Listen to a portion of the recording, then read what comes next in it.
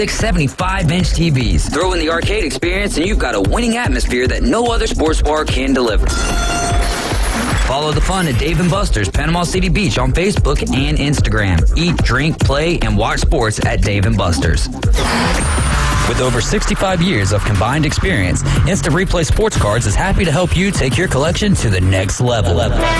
They carry all the new hobby boxes, signed memorabilia, and supplies, new and vintage cards, and Pokemon. They sell and trade cards and are always looking to buy. They're an authorized source for Topps, Panini, Upper Deck, and Leaf cards. Instant Replay Sports Cards is open 7 days a week at 752 West 23rd Street, down from Academy Sports, and can always be reached at instantReplaySportsCards.com.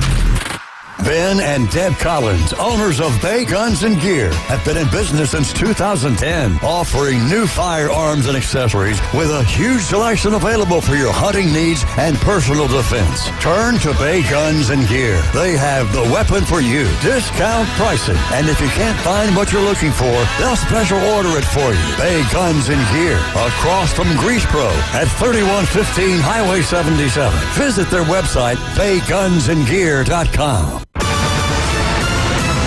Byron Beggs' 100th win for the 24 team. I'm Susie Armstrong. The story next on NASCAR Today. Ray Magliozzi here for eBay Motors. So you ordered a new air filter for your car. You try to install it, but it doesn't fit. So you take a little bit off the sides. Well, still doesn't fit? Well, you could try to sit on it. Or get it right the first time with eBay Guaranteed Fit. When you see the check, you know that part's going to fit. Air filters, brakes, headlights, over 122 million parts. Get the right parts at the right prices. eBay Motors, let's ride. Eligible items only. Exclusions apply. Hey, you know what I don't get? Why is that company always telling you to just do what? What is it? To just look like everybody else? Or maybe just pay way too much for your shoes? Well, at Skechers, we know what we want you to do. Just slip in. That's right, just slip in. To do hands-free Skechers slip-ins. Why? Because slip-ins are the easiest, most comfortable shoes ever. You don't have to bend down to put them on. You don't even have to touch them. Find slip-ins for the whole family at a Skechers store, Skechers.com, or wherever stylish footwear is sold. William Byron took advantage when his teammate Kyle Larson and Trackhouse Racing's Ross Chastain tangled in the final circuits to navigate the number 24 car to victory at Darlington Raceway in Sunday's NASCAR Cup Series Goodyear 400. In the process, Byron collected the 100th win for the iconic Kendrick Motorsports Chevrolet team, sporting livery from Jeff Gordon's 1998 50th anniversary All-Star race run. Yeah, it's really cool. I mean, we've had some amazing throwback schemes over the years, thanks to Exalta. This one definitely takes the cake. It's in victory lane, so we finally got one that worked out our way, and just pretty amazing what all happened there to go our way, and just thankful. I'm Susie Armstrong. This is NASCAR Today on the Motor Racing Network. The Panhandle's destination for live play-by-play. WGSX Lynn Haven, WVLQ Port St. John, ESPN Northwest Florida. There's no need to fear. The Underdogs are here. The Afternoon Underdogs are on the air. What time is it? 104.3 ESPN Northwest Florida. You're in the doghouse. You're riding with the Afternoon Underdogs. You're listening to ESPN Northwest Florida. We're on 104.3 here in Panama City and on 101.9 in Port St. Joe. And we're just getting closer and closer to football season. So close, I'm not even counting down anymore. Exactly. What's the point at this point? High school football season is just around the corner. They're starting their fall camps, all of fall practices, getting amped up for. We have media days out there at Dave & Buster's. ESPN's playing the Little League World Series. Oh, that's Caveman Rick's most favorite event of the year. Yeah, for the kids. Yeah. For the kids. For the kids, no doubt about it. Thank you guys so much for riding along with us this afternoon. Make sure that you're staying safe out there. Got a lot of stuff to get into today, a lot of guests. We do have Tim Braddock with us today, and he is going to be giving you guys the real fishing report. We've tried to slightly give it to you the last 2 weeks, but it is not the same as when Tim Braddock from Bay Breeze Bait and Tackle is in the building with us, and he's back, so that's going to be a fun segment. 5 o'clock, we've got some big news to break to a degree. Derek Tate on the air with us, getting us ready for fantasy football, and he's got some big personal news to share with us as well. Sam Peebles, host and creator of the Braves Dugout podcast, is going to join us at 5:20 today. We'll talk a little Atlanta Braves, some Major League Baseball, trade deadline, acquisitions, which way are we going, who's buying, who's selling, who's holding, and then a little Mike Tyson-esque story for you guys at 5:40 this afternoon for our local update. Could it be a Florida man or possibly a Florida woman? We'll get into that story at 5:40. That sounds ludicrous. That sounds ludicrous. 850-215-6290 is the number to call. We'll be playing a little traffic jam and trivia today at 4:40. Me and Caveman Rick will dive down into some Major League Baseball at that point. And we'll just have a great time. But, yeah, text us at 850-215-6290. You can also call us. You can call during any portion of the segment. We'll get you on the air with any of your questions or topics or concerns. We're still playing fantasy football. I have completely filled up the inside drive in the afternoon underdog. So now I've got 11 spots left. There are just 11 spots left for the Coach James Hale League, which, you know, these are just names of the leagues. But we've got 11 spots left. We're going to be drafting out there at Dave & Buster's August 26th at 11 a.m. So the way that you can sign up, remember, it's absolutely free. You just text that number that I gave you, 850-215-6290. You text your name, your email, and that you will be available for the live draft at Dave & Buster's August 26th at 11 a.m. Caveman Rick, what have you thought in the past of the ESPN Northwest Florida live drafts that we've had? It's been great. I've been there since the inception. Yeah. We've had a lot of great times, some different venues that we've had to draft at too. Each place has hosted it very well for us and then done us right, by us. So like I say, if you like fantasy football, you're looking to have a good time for an 18-week long regular season. Obviously the fantasy football doesn't go into the playoffs. Something that you can do and keep you involved every week for the whole football season. All you got to do is give up a couple hours on a Saturday in August. Yes, sir. Getting ramped up for not just fantasy football season, but we're going to have a great list of college football games, NFL games. We're going to have the speaker or the air just blazing for you guys. A lot of good people to meet out there too. A lot of good sports fans. Oh yeah, for the fantasy football. Yeah, I'm just talking about what's going to be going out over the air for college football games and NFL games as well this year. And we're going to bring a little twist to it as well, I think, this year. Maybe get the listeners involved on at least one of the listener game of the week or something to that effect. Yeah, could be it will be a lot of fun. And we're also going to be having Mosley football. I believe that's going to be starting August 25th. I know they have a game August 18th, but that's going to be more of a kickoff classic jamboree type game. Doesn't go towards the record, and it's a little harder to call those games in the format that they're in. But the first game of the season will be Mosley and Rutherford getting amped up, so ready for this high school football season. Let's be packing out Gavlag, Tommy Oliver. If you see those Friday or Thursday night lights, just stop by, man. The tickets are probably like $5-7. Go in there and enjoy yourself. Get you a hot dog, sit down, watch some great football, and who knows, man, there's a good chance that you're going to be watching a future college football player and maybe even so a future NFLer. Yeah, and it's a good way to help out the youth athletics in the area. By buying that ticket, buying that hot dog or that soda, you're contributing. It's money that's going to the program. Yeah, no, absolutely. Johnny Yankee Seed texting in as well. I don't know if I have your name on here yet, so just remember, I've only got 11 spots. I've got the name list right here in front of me, and if we fill up these 11 spots, then by the time we get to it, it is what it is. Like, that's the reason why we're doing this live and on the air is because it's all about the listeners, and if you're listening, you'll get in. If not, then better luck next year. That's because the Champions League is going to be moving up to 16-team league because we're going to have we're adding a third non-Champions League, so it's going to be filled up there. We talked a little bit about Colorado heading over to the Big 12 next year, and they're talking about bringing in a 14th team. They need to balance everything out. Who do you think? Who's a good fit to you for the Big 12? I don't know, to be honest with you. I mean, because you're not going to have those rivalries like that are close to one another, like interstate rivalries and whatnot.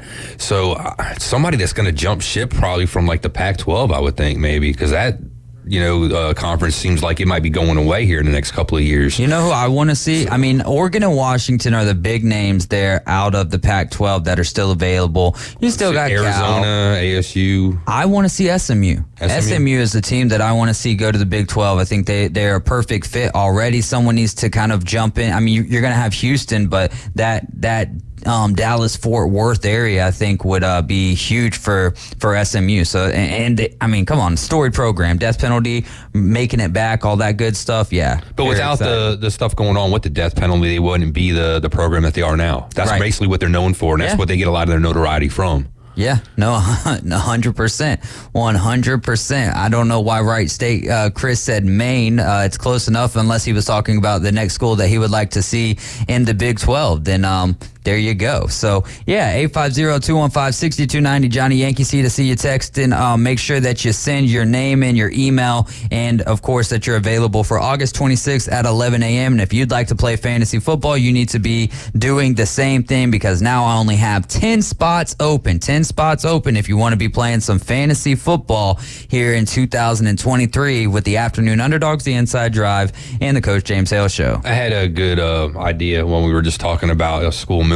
Maybe Utah. Maybe that's, their program Utah could be a good one. That usually plays pretty well. I mean, typically, if you listen, they play kind of dirty sometimes. But outside of that, I mean, every year they seem to kind of, be in the mix. They're a pretty consistent team. So maybe a team like that making the move. What do you think of Sean Payton's comments?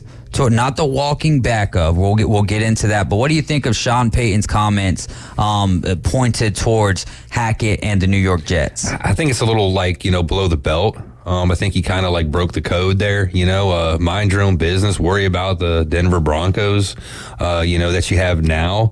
Also, by running your mouth like that, you took a shot across the bow at your current general manager, your boss, by doing that. So, if I was him, I'd, bring him into my office and be like, look, dude, you can't be doing that. We're supposed to be working together, and here you are, causing some static here, making me look bad, or, talking about this team from a year ago.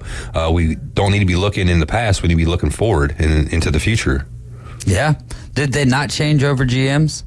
No, the GM, current GM is still the GM that was there when Hackett was there. Even more so wild. And so today, Sean Payton kind of walked those comments back and said, I still had my Fox analyst, my Fox media hat on. And it's like, dude, I get that. And that is maybe a weird transition to, be in media for a year, 2 or 3, and then to jump back into actually being the NFL head coach. But dude, don't even worry about media training and stuff, but bulletin board material, especially when you're playing this team in the 5th week of the NFL season, that's Aaron Rodgers is a quarterback, brother. That's going to make Hackett look better off rip. So as much as you want to talk about the magnification of what some of the things the Broncos were doing last year, how losing magnifies that, well, the same way with these comments. If y'all get off to a slow start, don't even worry about what the storylines are going to read, because it's going to be all of your comments. Well, that's part of it too. He just raised the bar on himself. Because now he basically said that the team that they have is a pretty good team. They have talent, and it was the coaching that was a miss last year. So now you're giving unreal expectations possibly to your fan base, going into this season. So if it doesn't go well, you're going to make yourself look bad. I'd also like to know what John Elway thinks about the situation. But that doesn't really matter anymore, does it? Because he's not with the team, but he's such still a big name. Yeah, he's the name and face of that franchise. For anybody that's alive today, if you think about the Denver Broncos, who are you going to think about? John Elway. Exactly. Terrell Davis. So I'd like to hear what he has to say, since, he's been such a big part of that franchise, to see if he thinks, he's got a problem with it or not. No, absolutely. The New Orleans Saints, they just added Trey Turner just a few days ago. He is out for the season because of a torn quadricep. That's according to ESPN's Adam Schefter. So, we're talking about a second teamer for the most part right there. Not a significant blow unless someone on the starting offensive line. Stuff to get him. You just traded for the guy. Did they trade for Trey Turner, or did they just sign him as a free agent? I thought you said you traded him. they traded for him. No, they just signed him. I believe. I mean, they could have traded for him, but I believe that they just picked him up the other day, the same day that they picked up Jimmy Graham, though. So yeah, it was just a 1-year deal with a veteran's minimum salary of $1.3 million there. So I mean, it's not a huge blow at this point, but I think having offensive linemen, having a plethora of offensive linemen at your disposal, is always a good thing. And so they'll be missing out on that. The Jets did host Dalvin Cook, and signs might be pointing to him signing with the Jets. What do you think? Will Dalvin Cook be a New York Jet? He's got I think a trip planned for Miami, I believe, next. Oh, so nice. If you're the Jets, you probably don't want to let him leave the building, because if he goes to Miami, I mean, you got a better, place as far as scenery goes for the most part. I think most people would agree, compared to NYC. But, there's opportunity in New York that you might not have, like down in Miami as far as endorsements and whatnot. Right. Miami is in Florida. Also don't have that state tax you have to worry about. So hence you can make yourself some more money. Dalvin Cook being towards the end of his career now in the twilight. And we've seen how running backs are getting paid. You might want to go to a place where you can make a little extra money and put it in your pocket by going to a state that doesn't have state tax. Absolutely. 850-215-6290 is the number to call. Like Johnny Yankee Seed brought up the big UFC card tomorrow. I'm going to have to look at the... Poirier, Gaethje number 2. Okay, yeah, that's right. Tomorrow, all right, I do remember who the main is for that one. Maybe Johnny Yankee Seed can give us a call around 5:40 this afternoon. We'll talk a little street fighting, and then we can transition. We can transition that into some UFC conversation later this afternoon. Should be a great time. Ben Simmons been rumored to be 100% or says he's 100% healthy headed into the offseason. Right. That's my question. You can walk down the catwalk with some of the models over in over in France or something like that. He likes to wear designer clothes, likes to sit on the bench. Barkley calls Kawhi street clothes. I mean, you can call Ben Simmons street clothes. I don't even know if he's able to be called that. Maybe not street clothes, maybe like I said, like catwalk clothes or something. Hospital like that. gown. Yeah. Well, that too. I mean, last time he was supposedly healthy, wasn't he? Or when he was injured, I'm sorry, he was out on a boat fishing. Yeah. Yeah. And I'm sure that helps your back. Yeah. With a bad back. You're out there with the waves rocking. You're out there reeling in big fish. Really great for your back. We'll have to talk to Tim about that here in the next segment when we get into the real fishing report. Like, if you have a bad back, is pulling up groupers from the bottom, is that an issue and like at all? 4 or 5 foot seas. Yeah. Does that sound like that it's good for you? Yeah, it'll be, I don't know. I just don't have a high regard now for Ben Simmons and like what his career could be. And he's going to be, the amount of money that he's making for the amount of time that he's playing is just ridiculous. It's not even news to me to say he's 100%. Yeah. I mean, like, really, who cares, to be honest with you? If this was a all-star player, making, like the all-star roster, getting all, accolades like MVP or like, most points and stuff like that, then I could see, this being newsworthy. Right. As far as this goes, this is just because of the cycle we're in right now. There's not a lot to talk about. Hence, that's why ESPN's playing the Little League World Series.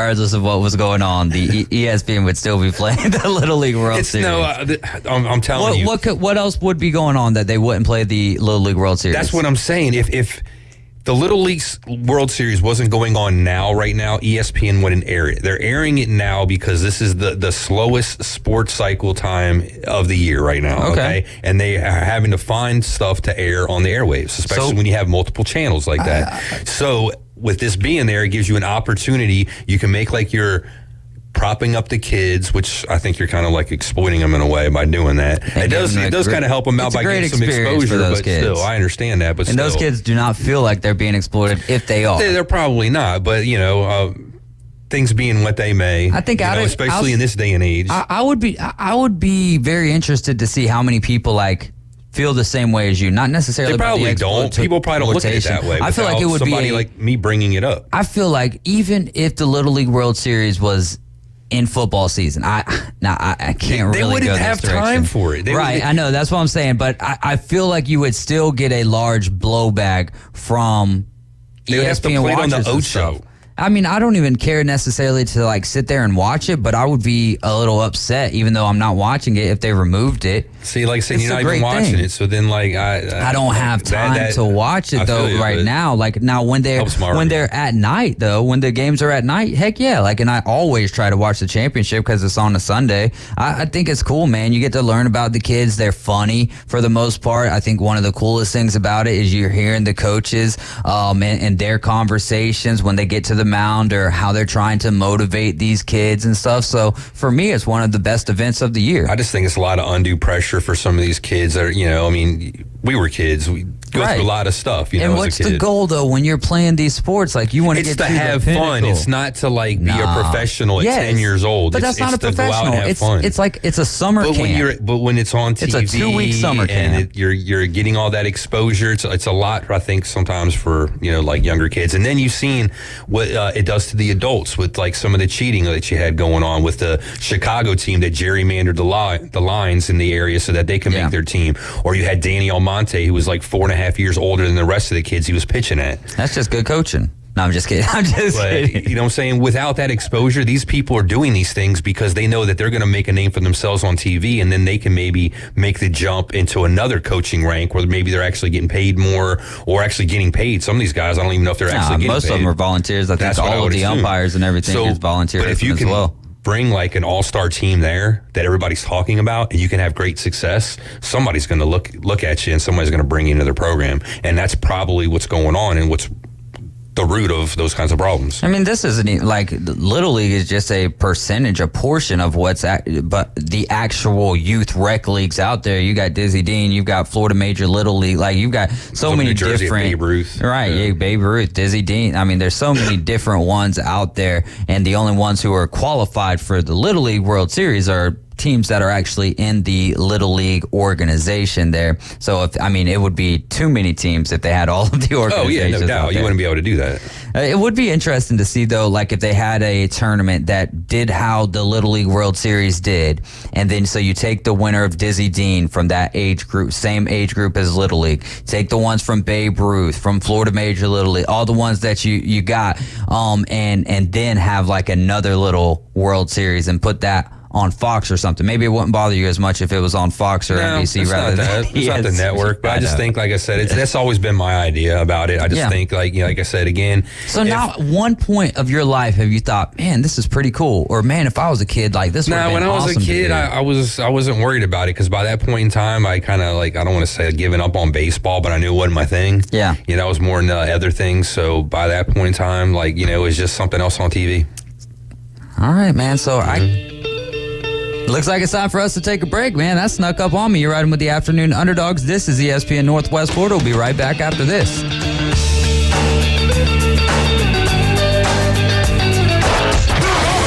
ESPN Northwest Florida. The Afternoon Underdogs. That's going to be the toughest award to get, is the AFC MVP, just with Josh Allen, Joe Burrow, of course, Patrick Mahomes. The list goes on and on. But if they have the type of a jump, or if Trevor Lawrence has a big enough jump to get into that MVP conversation, let alone win the MVP, the Jaguars are definitely going to win. 4 to 6 weekdays.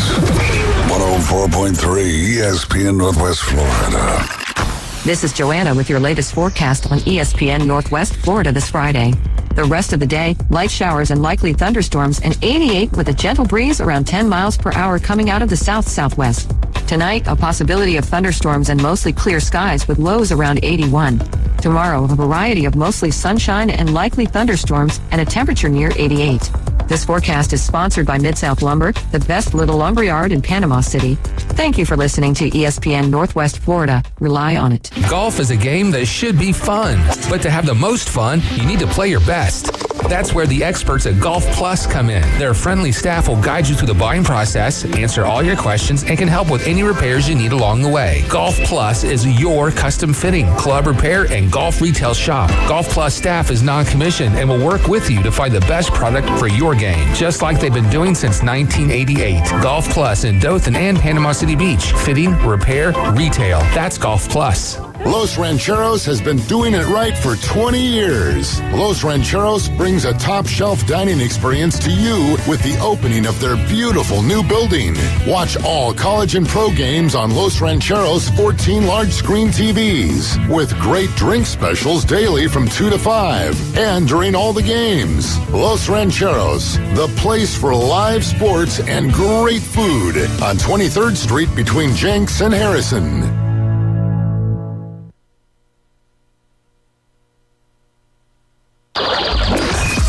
The Real Fishing Report. It's expert insider information from Tim at Bay Breeze Bait and Tackle. What's biting? What bait to use? Where to cast? And now, the Real Fishing Report. On 104.3 ESPN Northwest Florida. And we're back as the Afternoon Underdogs, and I'm really excited to have back with us Tim Braddock. He is with Bay Breeze Bait and Tackle, and he gives us the Real Fishing Report right here on ESPN Northwest Florida every Friday at 4:20. And you just got back from Portugal. I did. How was it? I got banded, boys. you got banded for real? Yeah, my left hand now is banded. So that went way over. I didn't get castrated. Kind of the opposite. Yeah. So, no, it was a great time. We'll probably tell a little Portugal story or two, but beautiful weather. We were in 4 different places over essentially 2 weeks, by the ocean all the time. Obviously, fishing is very vital and important, not only to their tourism and people coming in. There's a lot of people that come in from the UK. Also, a lot of Americans fly over. We talked about a little bit on the show, but world record marlin fishing out of the Azores. Yep. Big great white sharks as well. Madeira area. And so Cristiano Ronaldo's from Madeira Island as well. Do you see the statue that looks nothing like him? Looks nothing like him at all. And so, it was a great time. It was enjoyable to be able to talk to the fishing community. So, there you have some larger cities, and they'll literally have harbor areas where the whole entire community is centered around fishing. Yeah. And I went to 3 different ones in 3 completely different parts of the country, and got to go to the bait and tackle shops, talk to local fishermen that were out there fishing. In some cases, guys were just shore fishing, very similar to our surf fishing over here. And then in one area, they would go out at night and fish 800 to 1,000 meters. Took them 10 miles to get that deep, which is crazy. I mean, that's quick. Yeah. And they would catch a fish over there off Madeira called scarba. Absolutely delicious fish to eat. Then when we were in Lisbon in Porto, we talked to a gentleman that ran a fishing guide service for about 20 years. He was also kind of our tour guide on the boat for the day. We did a little private boat day with him. And so he's giving me all his fishing stories, and so it's just really neat to be in and around the fishing community. Yeah. Forgot to tell you hola when you showed up. Hola. Yeah, hola. Obrigado. Yeah. Yep. And learn how to say, thank you quite a bit. Yeah. Just learn peixe, the fish, peixe. Yeah, peixe. Yeah. Robalo. Turbo is a big fish over there. Turbo. It looks a lot like a mackerel. A flounder. Oh, okay. I was gonna say where my mom's from, they a lot of like mackerel type fish. Yeah. They eat a lot of like sardines, mackerel, stuff like that. Like that's a great segue into the sardine game over there is something completely different. Yeah. Really? And so, obviously, they're canned sardines, number 1 export country in the world for canned sardines. And they got some at the house, actually. They have a grilled barbecue section. And there's a row of restaurants. And off the backside of these restaurants, they actually have the grills outside. The patio areas are usually the largest areas for those restaurants. And then the indoor seating is very minimal. The reason why is very little rain, completely different weather climate than here. Temperature is very similar, but they get that cool breeze coming off the Atlantic, again, in all 4 spots that we were in, that cool breeze was consistent. So it'd be 85, 88 degrees, and we would have this, 12 to 15 knot wind coming in off the sea.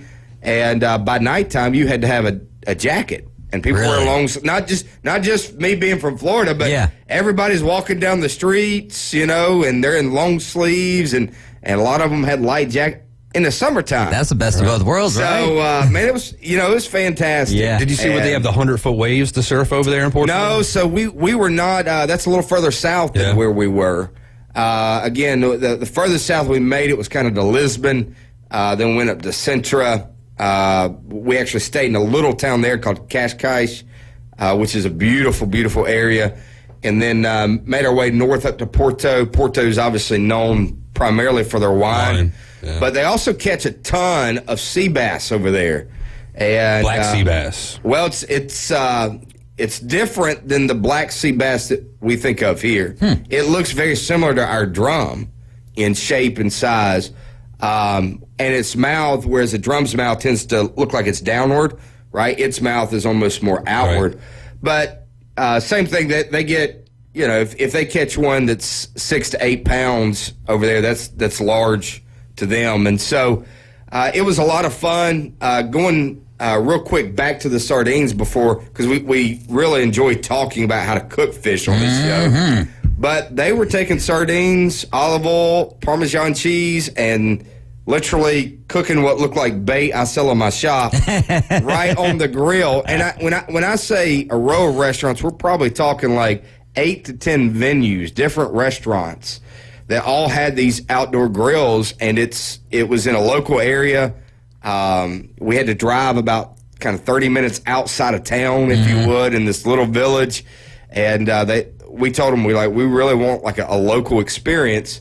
And they took us up there. And so the sardines, they grill them at all these restaurants. The other neat thing is they, much like a high-end steakhouse over here, brings out the meat in some cases and has you select your cut. Oh, nice. They bring your fish out. Like you pick your fish off the menu, and they literally bring the whole fish out in front of you, and you okay that fish or no, go back and get me another fish. Nice. And so, it's really a neat experience. Yeah. And again, this is something that this area does on a regular basis. They're known for. And one thing I really enjoyed is the captain we were with on the day charter. He told us, he said, when you go there, don't let them put a lot of extra olive oil, or tell them to keep it simple, salt, pepper, a little bit of olive oil. I said, that's great. That's how we recommend doing a lot of our fish back home. Yeah. And I'm telling you, it's primo. Yeah. Like, you just... And then you got the bread and the cheese and all that, like the wine along the bread, with it. the cheese, the wine, the dessert. Them people love some dessert. Put on a bunch of pounds, I bet. I thought I gained the Portugal 10. That's what we kept calling it. Yeah, Portugal 10. When I got back, I was the exact same weight.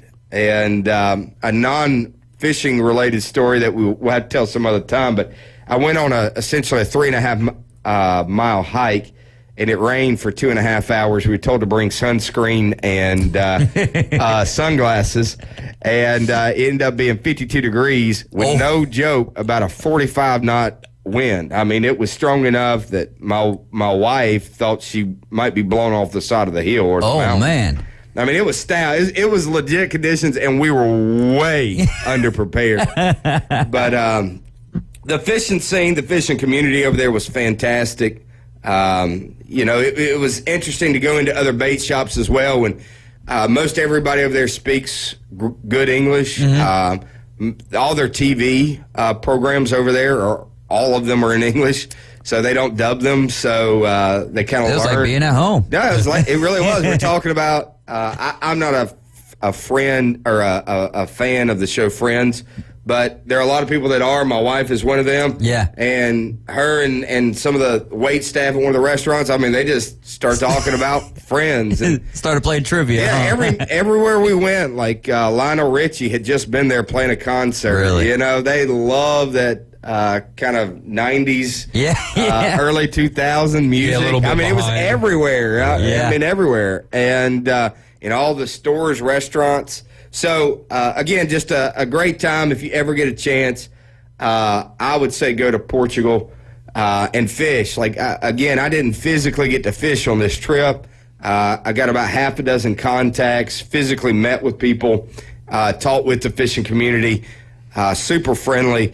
If somebody wanted to, $4,000 is a lot of money, but you could probably fly over there, stay in a decent little hostel or even a hotel for $4,000 and have a trip of your lifetime. Yeah. You really could. And so if you've never thought about fishing on a destination, I would put Portugal high up there on my list. If you fly to one of the islands, the Azores or Madeira, you can be fishing for blue marlin, big eye tuna, mahi, all within 3 to 5 miles of those islands because the water gets so deep that quick. Wow. Also swordfish too. So yeah, they got some over there. They do catch some swordfish over there. Not widely advertised, right? But I started asking around. They're like, absolutely. I would assume with those same type of pelagics that they're catching swordfish, and so the more you got to asking, the more you realize that fishery over there is probably just as good as the other ones, just not talked about as much. Well, and it's also not like it's more untamed. There's not a lot of industry and stuff around in that area, so it's still really wild and real natural, like it was hundreds of years ago. You're exactly right. And not a whole lot of marketing, if you would, publicity of it. And so, and they probably wanted to stay that way. Yeah, no doubt. And so we're trying to send some groups over there from Panama City, obviously promoting it here on the show. But, again, I told people I'd go 100 times over. Yeah. If it wasn't just for the fact that I got married, that was fantastic. Obviously, great day. We had to remove that. We're talking about what's your highlight, what's your low point of the trip. There was 17 in total that went, and it got to the point where we just had to say, look, we know the wedding. You're going to say that. It really was amazing, but we got to step outside that. What did you enjoy? But again, for me, being around the fishing community, physically going in, talking to these Portuguese men and women that live there, fish. One of the shop was completely ran by women, and they were very helpful, insightful, and giving direction on what to fish. Fishing techniques. I really, again, I enjoyed seeing a lot of those things while I was over there because the shops are set up much like my shop is. Right. And it's crazy. Here I was, 3,000 miles away, and I'm sitting there looking at a shop that is set up in a very similar fashion. They have a lot of things that are pre-rigged, ready to go. They're trying to keep 3 rooms? No, they didn't have the 3 rooms. At least I didn't get an invite to any one of them. And but again, great fishing scene. You could literally fish from the surf. You can fish offshore there. The inland fishing, as far as the fish coming up in the rivers there, is also great. And so let's talk about local fishing real quick. I mean, we have a pile load to pack in. I actually had a guest that was going to be on. She texted me this morning and said, hey, I'm swamped. I said, that's probably great. I don't know that there's any way we can give you the time needed. Yeah. And my friend Angie, who's been with us before, now owns, as of 2 weeks ago, Fishing Retailer, which is the largest print publication for the fishing industry from the retail side. That's awesome. And so she lives here in Panama City. She's a good friend of mine. She's been on the show before. She's going to come on the show in 2 weeks and give us an update on new fishing gear that's coming out. Awesome. So that'll be a lot of fun, too. Let's talk about local fishing. The biggest thing here locally is snapper for recreational fishing ends July 31st, or takes a break, really. And in my summary, I'm not going to read the whole summary right now, but I said a lot could happen in 3 days. It's time to resurrect your fishing plans for the summer. What I'm saying is, if you've been putting plans off, you've been saying, hey, I want to go snapper fish, I want to go snapper fish. If you've been putting those plans off, this weekend's the absolute best time to go. Not only because we're running up against closure for till October, but also the weather forecast and the seas forecast is looking fantastic. Yeah. So spend time, get out there this weekend. We set up a custom rigs this past week. on the Wahoo and the Mahi side, so some custom trolling rigs. Had employees go out with some customers of ours. Did great trolling this week as well. We expect that trend to continue through the weekend, and so offshore should be good. Probably the biggest one that's going to get overlooked, but I feel like we should mention on the report today is the surf fishing. And the surf fishing is fantastic right now. We're catching a ton of large redfish from surf. Surf. So don't negate surf fishing this weekend. Is the sand flea is the one that's kind of driving that, or is it the spoon? Well, no, it's a lot of it's been cut bonita. Oh. So we're taking essentially a 1-inch strip or chunk of bonita. We also have had some success of ladyfish. The thing to remember is there are a lot of sharks out there right now too.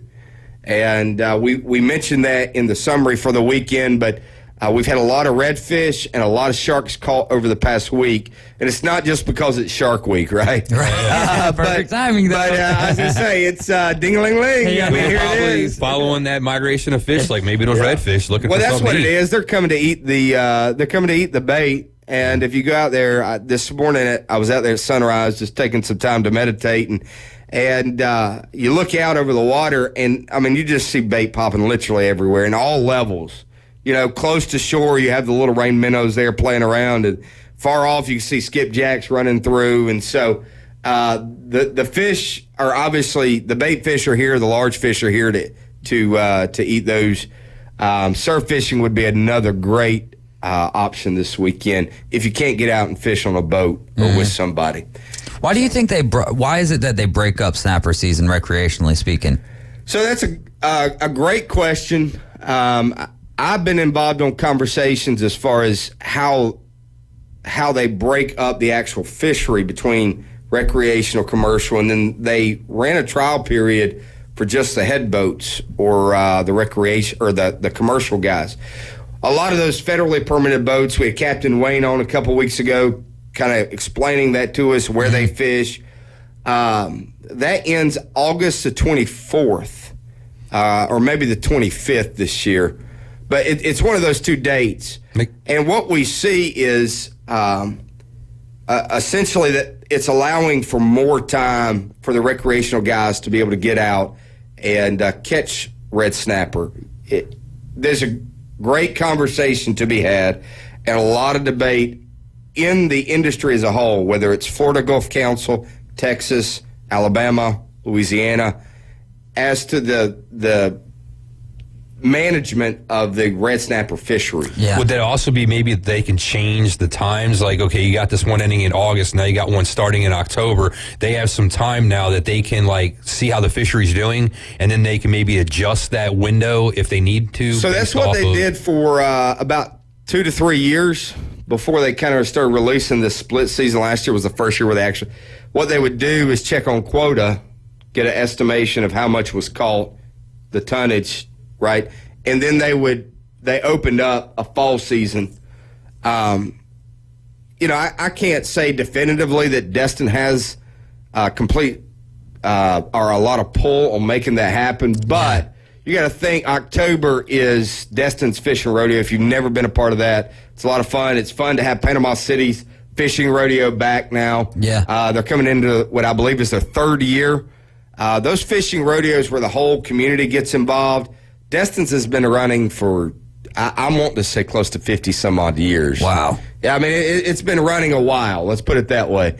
And so the entire community in town, I used to live on Beach Drive in Destin, and that would be a highlight, is just walking down to the docks, seeing all the weigh-ins happen. It's not even the people that live there. It's the people, too, that own homes in other places that are coming down here. So from, that's what's like fun, Georgia, right? Alabama. There are a lot of people. It's an open-ended term. Essentially, if the boat that you hire is in the rodeo, if they've already registered, then you're automatically qualified. And they give out daily prize winners, and then they have overall division leaders. So they have dailies, and they have for the whole month. And it's just a fun environment to be around. I went out to the Panama City rodeo last year and had a great time. Again, it's just a fun environment to be able to take the kids to. You can get you a cold beverage, enjoy seeing people in the community. If you like socializing, if you're an introvert, it's probably not, your cup of tea. Yeah. But it's a great event. Panama City's doing a great job at putting that on, and it's been a lot of fun. Destin's has been going since 1948. There you go. Golly, man. It's a long time. It is, man. It is. So, again, weather this weekend's looking great. We kind of glossed over that pretty quickly, but we have pop-up thunderstorms. Seas forecast is looking beautiful, less than 1 foot, pretty much through the entire weekend, 1 foot or less. And so, obviously, those isolated thunderstorms, you just got to keep an eye on. That's when it can get a little bit more choppy than expected. And I think all of us that have fished offshore at some point has gotten caught in one of those. And it can be a little bit more fun or bumpy to ride in, And so it just depends on your preference. Yeah. So. I would prefer smooth, but then every now and again, it's nice to have that chop and just try to see who can get on the front of the boat and ride it out. Yeah. Let's, you have a cobia sitting in the freezer, fresh caught cobia, right? Yeah, just a little bit of it. They divvied it up between everyone who was there on the boat. So, well, let's real quickly. I know we're pressing against time, but we'll talk about cooking this thing. Yeah, very quickly. We were talking about it before, but I just think again keeping it simple, and on particularly cobia, swordfish, anything that's thick, I like to use that stainless steel. It's a fine mesh or fine grate that goes right on the grill, and you can pick those stainless steel pans up just about anywhere. And then I like to take a bed of lemons, put it down, and then put the fillet of fish, in your case, just probably cobia steak. Yeah. And you're going to put the steak right on top and keep it simple, a little bit of olive oil. On cobia, I personally would like some Old Bay. It's a meatier fish. I'm going to want that heavier seasoning, whereas lemon pepper's a little bit lighter. Yeah, or something thinner like flounder or exactly. Something like that. Yeah. Even grouper. Yeah. It's a denser fish as far as how thick the fillet is, but the fillet itself is kind of light in texture. Right. It's light and buttery. Is it a gamey type fish? No. Nice. Yeah, you'll be you'll enjoy it. Pleasantly surprised. It's like eating a good sirloin. Ooh. Going to Texas has one of the best sirloins in my opinion. Yeah. As far as steakhouses go. If anybody had to say what kind of cut do you like, I'm a T-bone fan. If I could choose a T-bone. because that's New York the strip and filet. Yeah, it's a strip and a filet. I like a ribeye. Yeah, ribeyes are Flavor, always kind of a go-to. I would say I'm right there with you though. T-bone would be that's my one. Oh, you know what? Well, if you go T-bone, you need to go porterhouse though. That's the big dog of the T-bone. Yeah. So. I haven't had one of those tomahawk steaks yet though, and I want to get one of those and throw it on the grill. I've had a couple. Yeah. So we bought. There's a farmers market up 331, close to Freeport, and bought 2 tomahawks from there and grilled those things. Yeah. And 5-6 pounds worth of one steak. Yeah. And just 100%. And just make sure turn it up, put a little bit of butter, garlic, and turn the thing up to about 600. And at that point, you're going to cook it for about 15 minutes on each side. Yeah. It's going to be raw in the middle, but make sure you buy. If you're going to go ahead and go buy a tomahawk, buy a great at minimal choice. I'd say buy prime on your cut. Yeah. And enjoy that thing. It was like if you're gonna do it right. Times. Yeah. Yeah, if you're gonna do it right. If you're gonna do it big, do it even bigger than that. So, which means get out and fish this weekend. There you go. Tight line, Joe. Tim Braddock, owner of Bay Breeze Bait and Tackle. So great to have the Real Fishing Report back with us. You're going to be back with us next Friday? Yeah, I'm back. We got in the full saddle. fall already of visitors and guests coming on. It's going to be we're going to do some duck hunting. Oh yeah. We're going to talk about smoking cigars. There we go. We're even going to talk a little bit about fishing fitness. And I'm going to highlight. I've lost about 40 pounds over the past 5 years and kept it off and maintained it. And I used to be miserable fishing overweight. And so we're going to pull a little plug in and just, maybe to encourage somebody to lose, 20, 30 Especially pounds. on the beach, walking through that sand, man. I enjoy fishing a lot more now that I've lost weight, kept it off, stay in a healthy lifestyle routine. And, man, if I can encourage, 1 or 2 people that's out there listening to do the same thing, it kind of reinvigorated my fishing desire, my want to. Yeah.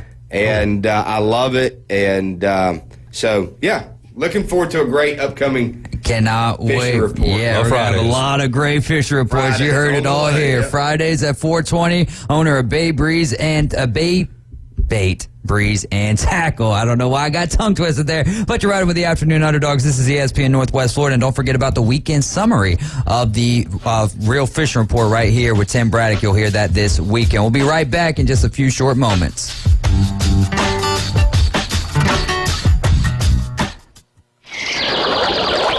ESPN Northwest Florida has the Real Local Fishing Report. Hi, this is Tim from Bay Breeze Bait and Tackle. Join me every Friday at 4:20 during the Afternoon Underdogs. It's accurate, detailed content from local anglers, plus fishing updates on Saturday and Sunday morning right when you hit the water. Advice and stories from local anglers.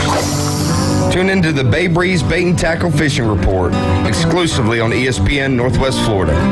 This is Joanna with your latest forecast on ESPN Northwest Florida this Friday. The rest of the day, light showers and likely thunderstorms, and 88 with a gentle breeze around 10 miles per hour coming out of the south-southwest. Tonight, a possibility of thunderstorms and mostly clear skies with lows around 81. Tomorrow, a variety of mostly sunshine and likely thunderstorms and a temperature near 88. This forecast is sponsored by Mid-South Lumber, the best little lumber yard in Panama City. Thank you for listening to ESPN Northwest Florida. Rely on it. Golf is a game that should be fun, but to have the most fun, you need to play your best.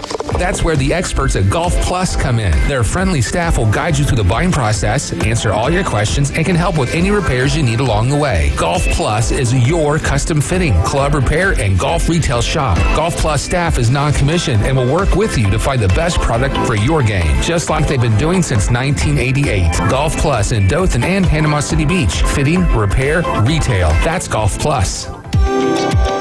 Hey folks, Chris Kramer with Bill Kramer GM. And the best place to listen to the Inside Drive with Ryan Mulvey is inside a brand new vehicle from Bill Kramer GM. And I want you to know we've got 10 times the amount of inventory on the ground as we did this time last year, and darn near all of them are discounted. So shop us online at BillKramerGM.com or visit us at the corner of Frankfurt and 23rd. We'll make it easy and take great care of you. The next evolution in sports talk radio. It's the Afternoon Underdogs. 5, 4, 3, 2, 1. Weekdays from 4 till 6. 104.3 ESPN Northwest Florida. We're back. You're riding with the Afternoon Underdogs, and this is ESPN Northwest Florida on 104.3 here in Panama City and 101.9 in Port St. Joe. It's the Afternoon Underdogs. I'm David Hayes along with Caveman Rick. We've also got the Bone Crusher. We've got Travis, and we've got that's your dad, right? John, right? Yes. Yep. All right. And we got Mason with us as well, who about broke my hand earlier. So if I'm not able to type back to you guys or anything, I'm sorry about that. Mason's just got a very strong grip. He was taught right. Yep, exactly. Give a strong handshake. Absolutely. 850-215-6290. Still looking for, we've got 11 spots, I believe, 11 spots left for fantasy football. So if you're interested in playing, text 850-215-6290 with your name, your email. I was about to say your name and your number, but I would see your number via the text. Your name, your email, and that you're available August 26th at 11 a.m. And now we're going to play a little traffic jamming trivia. And the question today for traffic jamming trivia is, what team missed the most extra points in 2022? Which team missed the most extra points in 2022? For your chance to win $25 to Rudy's Barbecue and a 12-pack of Buffalo Rock. The Braves update brought to you by The Break Room.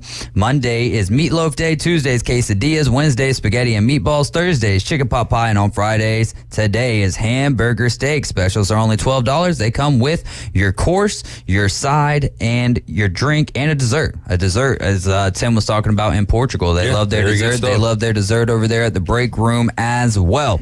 Braves are hosting the Brewers. Coverage starting tonight at 6 o'clock. First pitch is at 6:20, and Yanni Chirinos is going to be making his debut for the Braves. He was picked up after the Rays designated him for its assignment, so he'll be making his debut and possibly looking ahead to next Wednesday when the Braves are playing the Angels. Shohei is the probable pitcher for that one right now, and it looks like Yanni Chirinos will be going at that time as well. What's been going on with your Phillies there, Caveman Rick?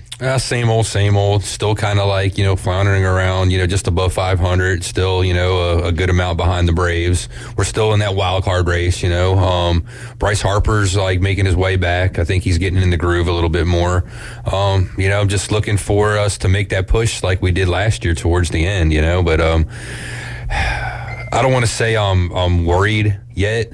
But, last year was kind of like a little bit of an anomaly doing what they did at the last, part of the season and going into the playoffs. I'd like us to go, with more momentum going into the playoffs. Should we make it, this year? Mm-hmm. That way I feel a bit more confident. Absolutely. A couple of trades that have happened on the Astros and the White Sox got a deal going. Kendall Graveman is going to be headed back to the Astros. The Dodgers picked up a pitcher today and Lance Lynn. There with the Chicago White Sox. He's going to the Dodgers now, so the Dodgers getting a little bit richer there. Not too many big names yet. Yeah, I mean, Lance Lynn's a decent name. He's been struggling a little bit this season, but also Joe Kelly. Remember, Joe Kelly, he's headed back to the Dodgers as well. We've got Travis on the line who's going to play a little trivia with us. What's going on, Travis? Nothing much. Heading home from work. All right. What team missed the most extra points in 2022? I'm going to go with the Vikings. Yes, sir. They missed 6 extra points last year in 2022. You just won yourself $25 to Rudy's Barbecue and a 12-pack of Buffalo Rock. Congratulations, Travis. Just hang on the line and Bone Crusher will grab a little bit more info from you, all right? All right. Thank you. All right. We'll talk a little bit more about these trades here in a little bit. But, Mason, who's your squads? Who's your college football team? Let's start there. I don't really know what college football. Okay, so NFL then. Can I take a guess at who your NFL team is? Sure. The San Francisco 49ers. No. Let's go. Who's your team? Who is your team? I really had fun watching the Eagles. Let's go. No. How is that? Let's go. How do you feel about that, Dad? I think he's got a sore elbow. I might have strained it a little bit last year. I'm working on it this year. But no, listen, he can like whoever he likes. I try to teach him the right way. He's got the rest of the teams down. So there you go. Football, he can have his. All right. I think you're going the right way. There you go. Who's your favorite player on the Eagles? Putting you on the spot here. We're putting you on the spot. We'll let you think about that a little bit. So Travis, for you, Brock Purdy, we've heard that he's cleared and all that good stuff. Do you think he's starting the season as quarterback 1? And do you believe he's the real deal? Yes, he'll start. I don't know. Sample size, yeah. Everybody comes. So last year he had nothing to lose. Mm-hmm. Like, you're coming in, Mr. Irrelevant. You now have the gig. You have a great team. Hey, I'm just going to go throw it all out there. Let's see what happens. Right. Great run. Much respect for him. Heck, I think if an injury didn't happen, it would have been a much better game. Right. However, again, that was last year. Now you're on tape. Now people can see what you can do. I mean, technically, we haven't even seen what Lance can do yet. Right. Would you like to see more of that? I would. Heck, when he was drafted, I was very excited. I knew he was going to sit a year. He got to learn the system. Unfortunately, injury bugs. But I'm not disappointed with Purdy starting. Yeah. At what point do you think Mason became an Eagles fan? Was it there in that NFC Championship game, or was it just the excitement last year? So I think it was the excitement, the hype. I don't know. Am I wrong, son? Was it just last year? You caught up in the hype, or do you really like what they're doing over there? It was last year. It was last year. I like it, man. Hey, it's a good team to pull for. Are you a big Braves fan? Yes. Yes, he is. Who's your favorite player on the Braves? Acuna. Okay. Yeah. So what's your favorite sport, Mason? I do like basketball a lot. Yeah? I am trying out this year for basketball. Okay, cool. Who's your favorite team in basketball? I'm liking the Bucks right now. Okay. All right. Giannis? Mm-hmm. Giannis, yeah. That's a great guy to try to emulate your game after as well, because he kind of does it all. You're a 3-point shooter. You like to drive to the lane. What's your MO when it comes to basketball? I like driving to the lane, maybe a little mid-range, but... Okay. Setting screens, or you like to run people over who set screens? Well, he's definitely a run through. No, Yeah, he's definitely a run through. Run through the screens. All right. I like it. I did train him right on who the GOAT is in basketball, though. Okay. Who's the GOAT of basketball? MJ. All right. Here we go, man. I mean, how old are you, Mason? 11. 11 years old. So, yeah, for the rest of the time, you're going to be good, man. What are you thinking about Victor Wembanyama? You think he'll be able to live up to the hype? I know it's, we've seen 2...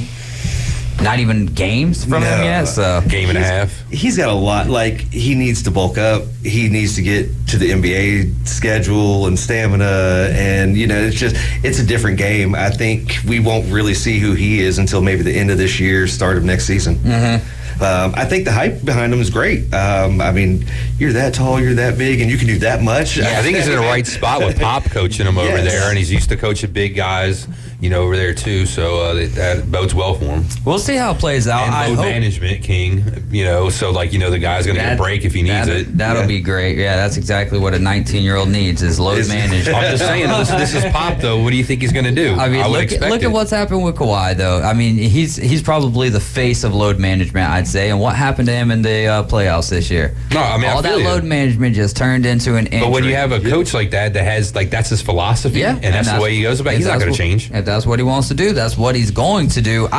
For me, I like the hype, but I think the hype is too much for, it's hard to live up to that, because even if he has a really good career, it's never going to live up to the hype of this guy's the next LeBron James. And then, so when LeBron came into the league, pretty much, MJ was exiting, and so now we've got Wembanyama, and who knows? I mean, I could see LeBron playing for definitely 2 more years once Bronny gets into the league, if he's still going that direction with everything that just happened. I couldn't see that. I hope he stays too long and makes himself look kind of bad, to be honest with you. I know disagree. That's as an MJ guy or whatever, but still, what LeBron's doing, especially this late into his career, is extremely impressive. I mean, the flopping, all that good stuff. It's an easier. Well, he's not going to be able to do it this year. It's the flopping. They're going to start calling him a lot more. But but I think that LeBron will still get away with flopping more so than what some of the other players. Typically how it works. The star gets the calls. Yeah. In a lot of sports. And it makes sense. Or the no calls. Or the no calls. Exactly. I mean, MJ was a big beneficiary of the calls. Well, anybody, like I said, any big name player is going to get the benefit of the doubt most of the time. And then if you're a fringe player, you're going to get the foul or penalty called on you. All right, we got to ride to a break, though. We'll be right back with hour number 2. We'll be talking a little football with Derek Tate, riding with the Afternoon Underdogs. This is ESPN Northwest Florida. ESPN Northwest Florida. The tradition continues. That ball's going to be out of here. America's team plays here. Bombs away. The Atlanta Braves are back and making a statement. Ronald Acuna just clobbered one to left. Listen to Atlanta Braves baseball in a rich audio experience live on ESPN Northwest Florida. Here comes the thunder. Sponsored by Billboard Kia, Reliable Hydraulic Solutions, Mid-South Lumber, Stormore Portable Buildings, and Brock Pest Control. Good evening. This is Joanna on ESPN Northwest Florida with Friday's weather forecast. Clear tonight with a low near 81 and a wind between 2 to 5 miles per hour. Isolated thunderstorms and sunshine tomorrow morning and a temperature of 89. About the same in the afternoon and evening, around 89 with a chance of thunderstorms and mostly sunshine. This forecast is brought to you by Earthworks of Northwest Florida. Thank you for tuning into ESPN Northwest Florida. Rely on it. Sizzling hot weather is here. Time to go shopping in some nice air-conditioned surroundings. I know just the place, that boot store. Ooh, it's nice and cool in here with a scent of real leather. Sweet. The Western surroundings and huge name brand selections will make you want to buy 4 or 5 outfits for the whole family, from the smallest to the largest. And why not? Their prices are the best in the area. Open Tuesday through Friday, 9 to 5. Friday and Saturday, 9 to 5:30. Remember, God is good all the time. That boot store next to Billboard Kia, 15th Street, Panama City. The Atlanta Braves play here. And the Braves are back in front. When just 106 Lynn Haven, WVLQ Port St. John, ESPN Northwest Florida. PCB Hobby, the beach's premier hobby store for sports cards, comics, coins, and trading card games. PCB Hobby carries the largest selection of boxes and packs from the latest releases of brands like Topps, Panini, Leaf, and more. Looking for a specific player or team? PCB Hobby has a wide assortment of raw and graded cards. They carry parallel rookie, game used, and autographed cards in both modern and vintage. Have a collection you want to sell? We buy, sell, and trade. PCB Hobby on Back Beach Road, just east of Florida Linen. Call 850-320-8388. It's go time all the time. Sports talk around the clock. Oh my gosh! Now back to the Afternoon Underdogs. 104.3 ESPN Northwest Florida. You're back. It's hour number 2 of the Afternoon Underdogs. You're listening to ESPN Northwest Florida. We've got a great show lined up for you here for hour number 2 as well. And we're going to kick it off with Derek Tate. It's been a while since we've had the Tater on with us. But Derek, how's it going, my man? Oh, just hearing that music for the Afternoon Underdogs, bringing me in on the top of the second hour, it makes me feel like cutting a promo, like I'm walking down the aisle for WWE, like our intro, like got your walk-up music stealing, going on. We were dealing, son of a gun. I am back, baby. Thanks for having me on. Looking for nothing but a good time. Hey, so Derek, before we, dive into some fantasy football and all that other good stuff, tell us about what you're doing now, the new gig, who you're with, and all this amazing stuff that's surrounding the world of Derek Tate right now. Yeah, so a lot's been going on, but I recently, just this week, started as a fantasy football analyst on a full-time basis with Pro Football Network. They affectionately go by PFN. So you can obviously check out their website. They have YouTube, Instagram, all different handles, PFN or Pro Football Network. You can find them all on all the social handles. We're dropping all of our content. We're really gearing up as far as when it comes to fantasy content and also, betting content heading into the upcoming 2023 NFL season. We're super stoked. We have all kinds of tools like a draft analyzer tool, a mock draft tool, a fantasy trade analyzer tool, a parlay bet tool over at the website. So check it all out. It's fantastic. We've got a lot of exciting things going on, but I guess none more near and dear to my heart than the fact that I'm getting to do fantasy football on a full-time basis. Yeah, that's awesome, man. I can't imagine. That'd be so great. So excited for you. So proud of you, man. All the perseverance and everything. I mean, you've been doing this for a while now, and to kind of have it with just one home is awesome, and that makes it a lot easier now. I just know exactly where to go for all of my fantasy information, and we'll be relaying a lot of that right here on ESPN Northwest Florida. And of course, Derek Tate will be with us at least weekly, if not more. Who knows? Derek Tate is always you're one of the guests. I have quite a few guests on here that people are like, man, I love that guy. I love that guy. You're always one that people's like, when's Tate going to be back on? When's Derek going to be back on, man? That's my go-to for fantasy football. I'm like, I'm working on it. There's some behind-the-scenes stuff going on, and once that gets ironed out, we'll have him back with us. So really exciting stuff, and cannot wait to be reading all of your stuff, watching all of your stuff, and listening to your podcast as well there with Pro Football Network. Yeah, so it's all of those things, all the above. And it's mentioned it's funny that you mentioned this. And by the way, thank you for all the kind words. It's been an incredible, fun journey that's gone twists and turns all over the place. The only thing that's really changed over the years is my hairline. My receding hairline has declared war on my bald spot, and they're going to meet in the middle eventually. But you know what? For right now, I've still got a little hair on my head for all these live streams that we do on video. So doing pretty well, man. I can't express how grateful I am and excited to be a part of the PFN team. Hey, no doubt, and I'm sure PFN could hook you up with a nice little lid there to work on that. That's what I do, man, because I don't even have a hairline anymore. It's just gone at this point.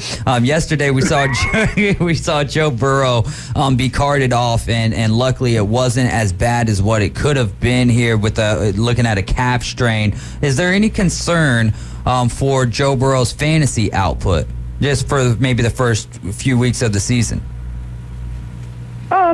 Maybe if you're splitting hairs and you're doing a super flex draft like right now today, maybe you go a couple other top options over Joe Burrow, just because there's no risk involved at the current moment with guys like Justin Herbert, Josh Allen, Jalen Hurts, Lamar Jackson, stuff like that. But outside of that, I do expect that Joe Burrow will be ready for week 1. So I'm not fading the guys like Jamar Chase or T. Higgins or Joe Mixon. I'm keeping them pretty firmly planted where they are because I do expect Burrow to be back to start the season.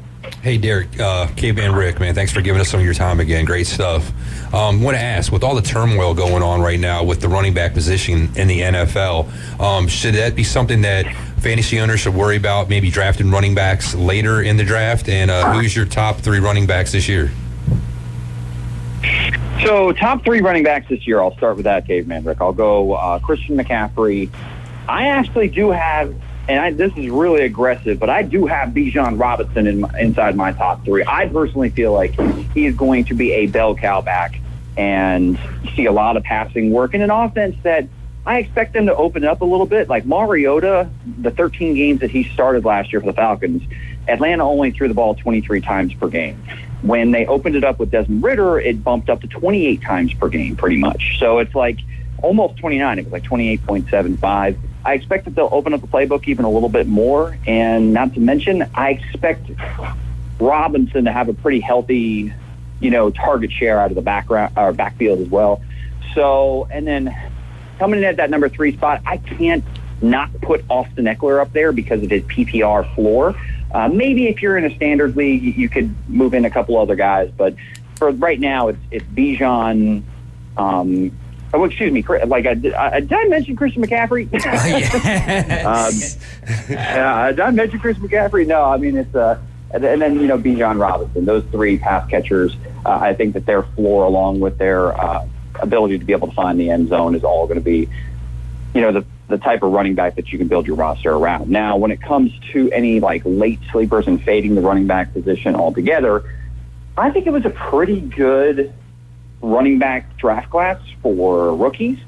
So guys in unsettled backfields, particularly, I'm a big Roschon Johnson guy, but you can also draft Khalil Herbert in the 9th or 10th round. You can draft Donta Foreman and Roschon Johnson past the 12th round. You can pretty much invest in the Chicago Bears backfield as a whole. And that team finished number 1 in the NFL in rushing yards for the 2022 season. So what am I missing here? David Montgomery's out of town, and yet the number 1 back coming off the board right now for the Bears is Khalil Herbert in the 9th round. So I feel like you can fade the running back position a little bit this year and find a lot of value later in drafts. Does that surprise you just because of how for the last decade maybe it's been so got to get those running backs early? Well, I do feel as if the running back position, it's hard for those players to stay healthy.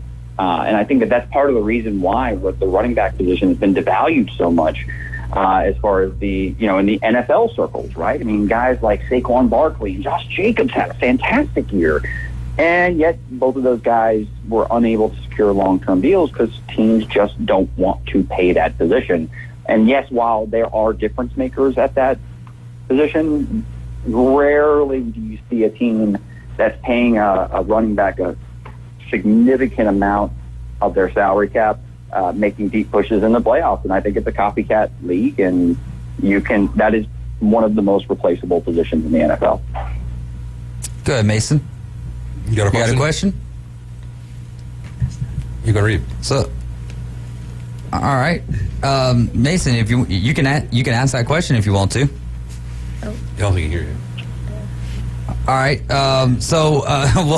we're going to work on his confidence a little bit here for a second. We put him on the spot. Yeah, no doubt.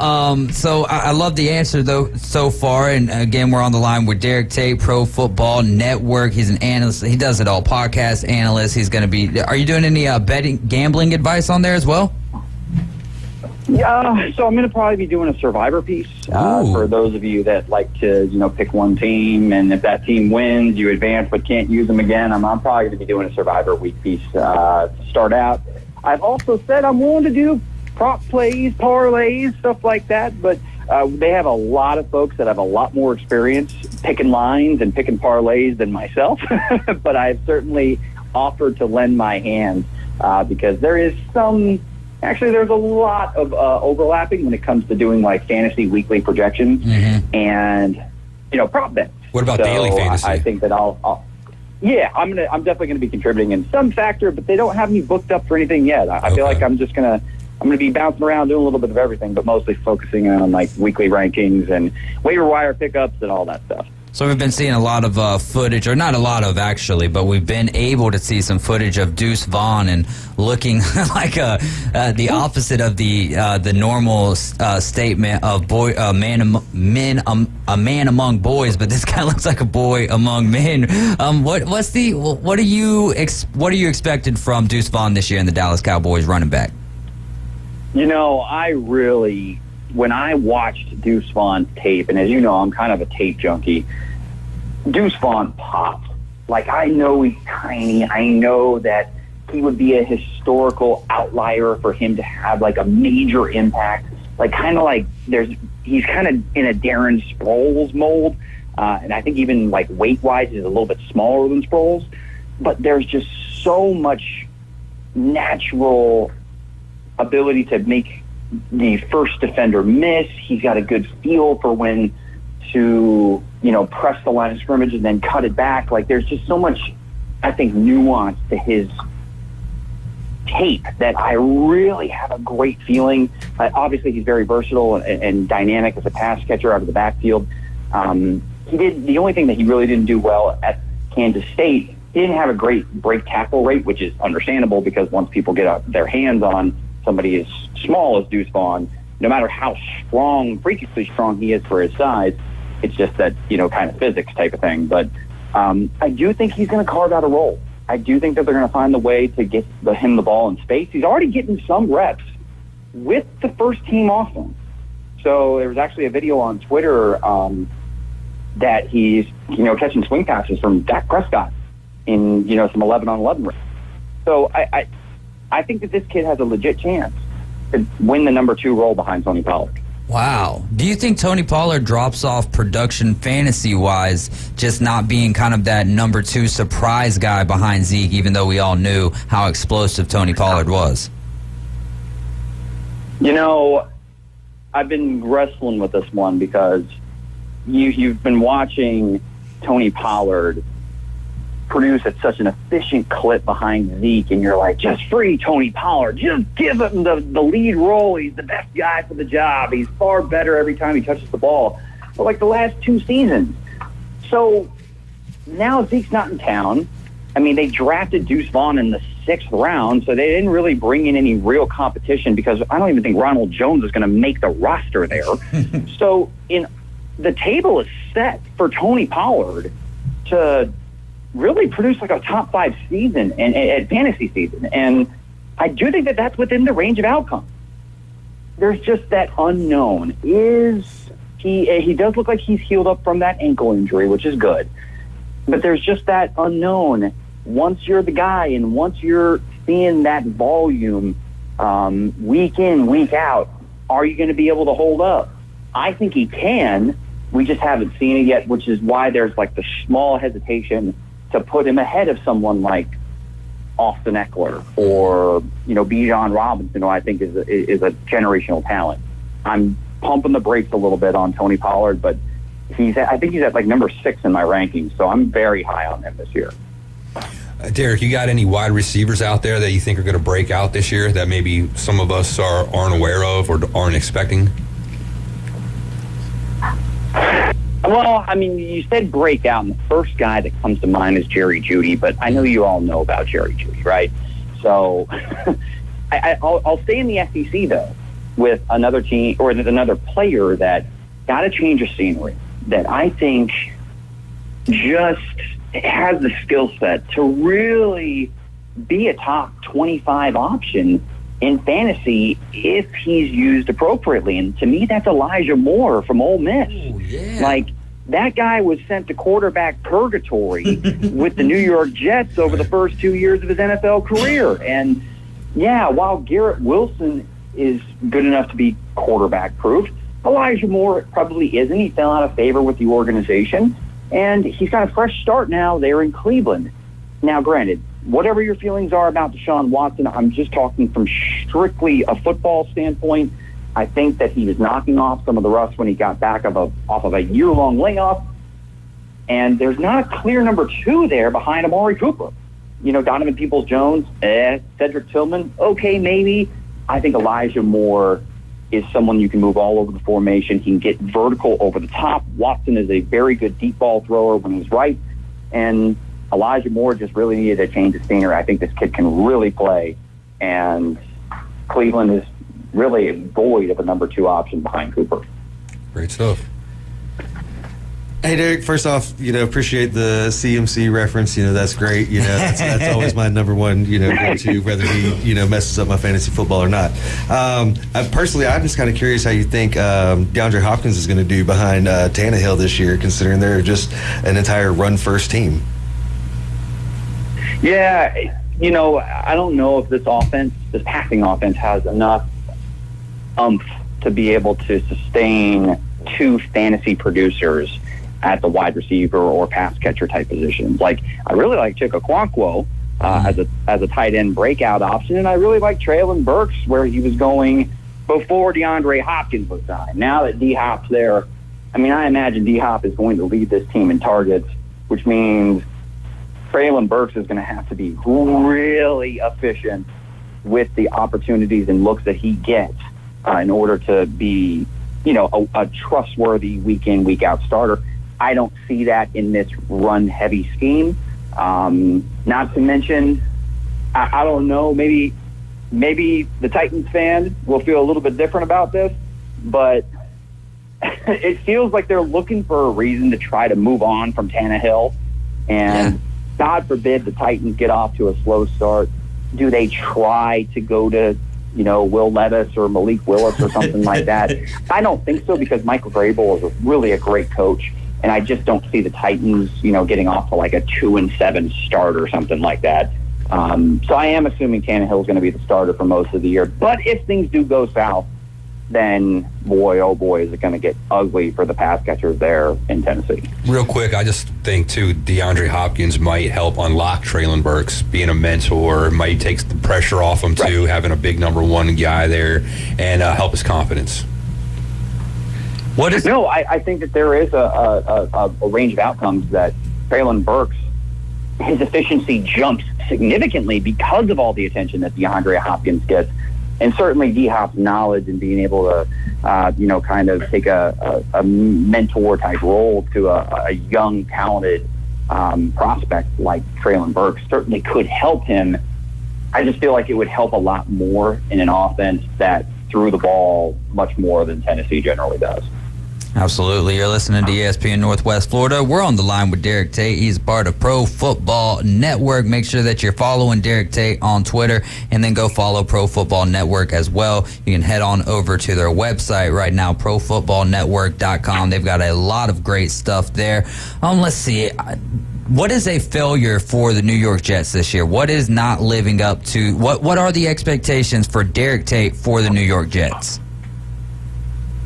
I'm pretty high on the New York Jets, and it's weird to say that, but I do believe that Aaron Rodgers is that much of an upgrade from what they had last year, and they were flirting with making the playoffs in a pretty stacked AFC last season, and that was without Aaron Rodgers. Say what you will about Aaron Rodgers, whether he gets on your nerves or rubs you the wrong way or whatever. The man is a future Hall of Famer under center. And they do have some pass-catching options that I like. In particular, Garrett Wilson, I think, is a future superstar.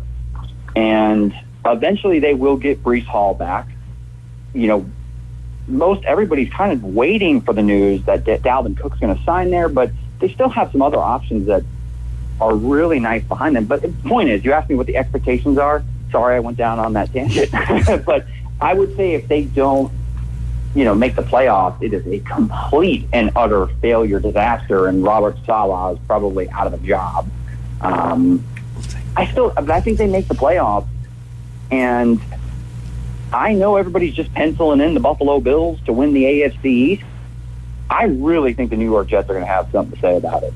I would not be surprised one bit if the New York Jets take the AFC East this year. And we've got one more question for you. It's going to come from a listener. He says, Dave, who is Derek's biggest possible bust? Well, Breece Hall was one of them. Because Breece Hall right now, like going in the second or third round, to me, where you're drafting Deebo Samuel. And look, I know Deebo Samuel is one of the best overall playmakers with the ball in his hands, but the man has only finished with over 100 targets in a season once in his NFL career, and he's only led his team in targets once in his NFL career. And last time I checked there in San Francisco, there is a ton of gifted playmakers that they have to get the football to. Not to mention, they're still working through their quarterback situation. Deebo's a stud, no doubt about it, but it's a hefty price tag you're paying to draft him in the third round when there is a real chance that Brandon Ayuk or George Kittle both finish with more targets than Deebo Samuel does this year, and not to mention a full season of Christian McCaffrey. So that's why I'm fading Deebo Samuel. Man, great stuff. This segment just goes by way too fast. Thanks for giving us some of your time. So excited for all the news and everything that you got going right now with Pro Football Network. I know it's going to be a great fantasy season with you at the helm there. So thanks so much, and we'll catch up with you next week. Congratulations. Absolutely. And until next time, everybody. Later, Desmond Tatum. Have a good one. I love it, man. All right, we'll have him back with us in the future. Coming up next is going to be Sam Peebles. He's the host and creator of the Braves Dugout Podcast. We'll be right back. ESPN Northwest Florida presents the Blasted Bay Point. Lynn Haven Rob, it's time to play a little high-low. I'm going to try 69. You're going to try 69. That is correct. Wow. Man, Lynn Haven, Rob. Keep listening to win. Outstanding. Thanks, guys. The Blasted Bay Point on ESPN Northwest Florida. Good evening. This is Joanna on ESPN Northwest Florida with Friday's weather forecast. Clear tonight with a low near 81 and a wind between 2 to 5 miles per hour. Isolated thunderstorms and sunshine tomorrow morning and a temperature of 89. About the same in the afternoon and evening around 89 with a chance of thunderstorms and mostly sunshine. This forecast is brought to you by Earthworks of Northwest Florida. Thank you for tuning into ESPN Northwest Florida. Rely on it. Bay Breeze Bait and Tackle, this is Tim. Do y'all sell bait? Yes, we seasonally stock live shrimp, live bull minnows, live sand fleas, live fiddler crabs, earthworms, night crawlers, crickets. We also stock frozen shrimp, sand fleas, mullets, squid, pre-rigged ballyhoo, bonita, stingray, cigar minnows, Boston mackerel, Spanish mackerel, and a few other miscellaneous baits.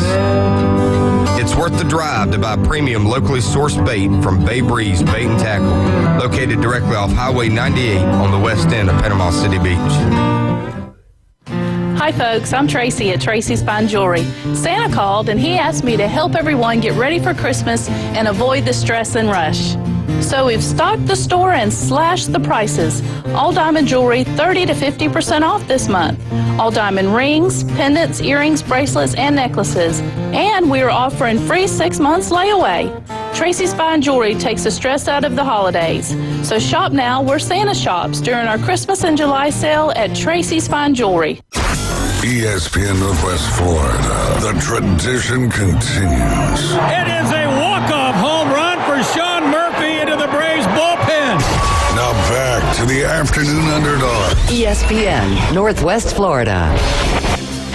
And we're back. It's the Afternoon Underdogs. You're tuned in to ESPN Northwest Florida. We will not have an opportunity for you to win the Blast at Bay Point, but we'll have a new number for you at 8:40 on the Coach James Hale Show, where you can play a little high-low. When you hear the cue to call, be caller number 10, 850-215-6290. If you get the number correctly, you and a guest win 18 holes at Bay Point Golf Club. If you don't get the number correctly, you still get a prize of a large bucket of range balls there at the driving range, Bay Point Golf Club. Now on the line with us, we've got Sam Peebles. He's the host and creator of the Braves Dugout Podcast and a great friend of the show. What's going on, Sam? Nothing much, man. What's going on with you guys? Just getting ready for the trade deadline, seeing like Lance Lynn to the Dodgers and Joe Kelly to the Dodgers. What does that do for them? Like, I know that you were kind of excited about Lance Lynn, maybe the Braves going after him or Giolito. I don't think either one of the Giolito went to the Angels, right? Yeah, I think he signed, didn't he? Yeah. He got traded. So Lucas Giolito over there to the Angels. You've got Lance Lynn to the Dodgers. Which of those moves do you like better? I'm going to be honest. I know that the Angels are kind of in a rock and a hard place with Ohtani. Okay, Bailey. But that was a dumb move by the Angels. I doesn't make any sense. You're not going to win a World Series. You have the best trade chip in the history of Major League Baseball, and you hold on to it for what? But this is something you've been predicting all year long, though. So is it still surprising to you, or is it just like at some point you got to put away like the fact that you've got this great toy and Shohei Ohtani, or this great player, and just do the right thing here? No, you're right. It's not shocking that they didn't trade him, and I guess glass half full. If they're going to keep him, they might as well make their team better so that they have a shot to make it to the playoffs and then possibly make it past the first round for the first time in what seems like my life. But I don't really. But from a pure GM standpoint, it doesn't make sense. Yeah. You are betting that you're going to win a World Series because you got 2 months left of Shohei Ohtani when you could set up your franchise for success for the next decade by trading him. It just doesn't make sense, but I guess hats off to them for if they're going to go for it and bring in Giolito. Yeah. But and then on the Dodgers side, that truly is just they're bringing in Lance Lynn to eat some innings until their other guys get healthy again. He's not the type of guy that's going to make you go from a first-round exit to a World Series or anything like that. He's more so just helping him out in the regular season. I wouldn't be shocked if he doesn't make the postseason roster. But it was a smart move because there's still quite a few games left, and they need a starter that can eat some innings until their more higher-end rotation arms get healthy. I would say ultimately I like if I had to pick between one of the two moves, I like the guts from the Angels. I don't think it was smart. I think the smarter move was the Lance Lynn move. Sam, do you think that back to Ohtani, the Angels maybe are making this move by not moving him and bringing other pieces in so that, say he does leave, the team is still looking pretty good for any potential free agents during the offseason to maybe come and play there? Well, both Giolito and Ohtani are both rental players at this point. So unless they are able to re-sign them, both of them are going to walk in free agency. So that's another reason why I don't really get it. They're pushing their chips in on a season that the odds of them winning the World Series is less than 5%. So they're going all in on a bluff. Right, pretty much. That's a good way to put it. It's you got like a 5 in 100 chance of winning the World Series. Let's go all in. Might as well.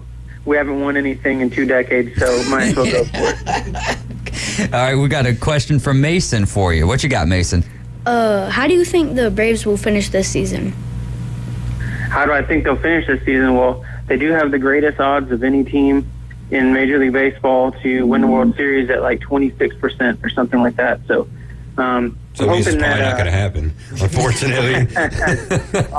On paper, the odds are in their favor to do well. Max Fried is making his last rehab start on Saturday, and then after that, 5 days from then or so, we'll see him make his debut back with the Braves after hitting the injured list. So things are looking good. A lot of it's going to have to do with what happens in the next 3 days and what pieces the Braves can bring in to really push the needle. I'll be shocked if they don't make it to at least the National League Championship Series, but I'm just going to tell you guys, I got the green light from my wife that if the Braves go to the World Series this year, I can go. So I'm really hoping that happens. Yeah, no doubt. We're definitely going to have to get you on the line from one of the games at Truist Park to have a little live World Series atmosphere right here on the air. That would be so cool. So now, of course, we're already hoping and praying that the Braves are going to the World Series anyways. Sorry. Now there's just some extra added incentive. What's been a trade that's happened to this point that if it's the Giolito trade with to the Angels and everything, pick another one. But what's been one that you saw and you're like, oh, I wasn't expecting that, or it just caught your eye? Oh, the Ahmed Rosario and Noah Syndergaard trade. I mean, that one makes sense. It really does. It's just those type of trades are extremely rare in today's game. You don't typically see a big league talent for a big league talent swap. It's typically a big name or a major league player that's going to a selling team, which is is coming from a selling team to a buying team who is giving up prospects. So to see two teams swap major league talent, both of which have relatively big names, is pretty rare. I did not see that coming. Of course, it makes sense. The Dodgers have one of the worst shortstop outputs in the league, and they're kind of betting on Rosario going back to last year when he arguably should have got some MVP votes. And then of course, the Guardians wanted some pitching, and so Syndergaard has some upside. Syndergaard has some upside. So it's just they're both betting on a change of scenery, helping the players reach their potential. And that's such a rare thing to see in today's game that one shocked me. Right. And then what about the Mets dealing with the Marlins, sending them closer David Robertson for Marco Vargas and Ronald Hernandez? You know, it's funny. People always say, well, teams aren't going to trade within the division because whatever. People say that all the time. It doesn't shock me when it happens. I've seen it happen all the time growing up. I think it's more so people love the idea of rivalries, but I mean, the Mets and the Marlins never have really been rivals if you think about it. I mean, it's cool. I like seeing it. It shows that, hey, the Mets got the best deal they possibly could, and they went with it. Good. That's what they need to do. Mason, you want to ask another question? You got another one over there?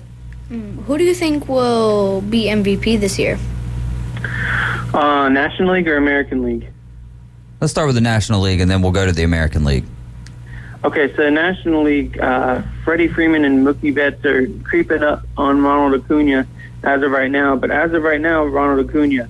But he's slowing down a bit. Freddie Freeman's staying consistent. It's going to be really close. If the season ended today, I'd give it to Ronald Acuna. But I would say if the trend continues, Freddie Freeman might catch him. Oh, man, that's Mason's favorite player, Ronald Acuna Jr., that is.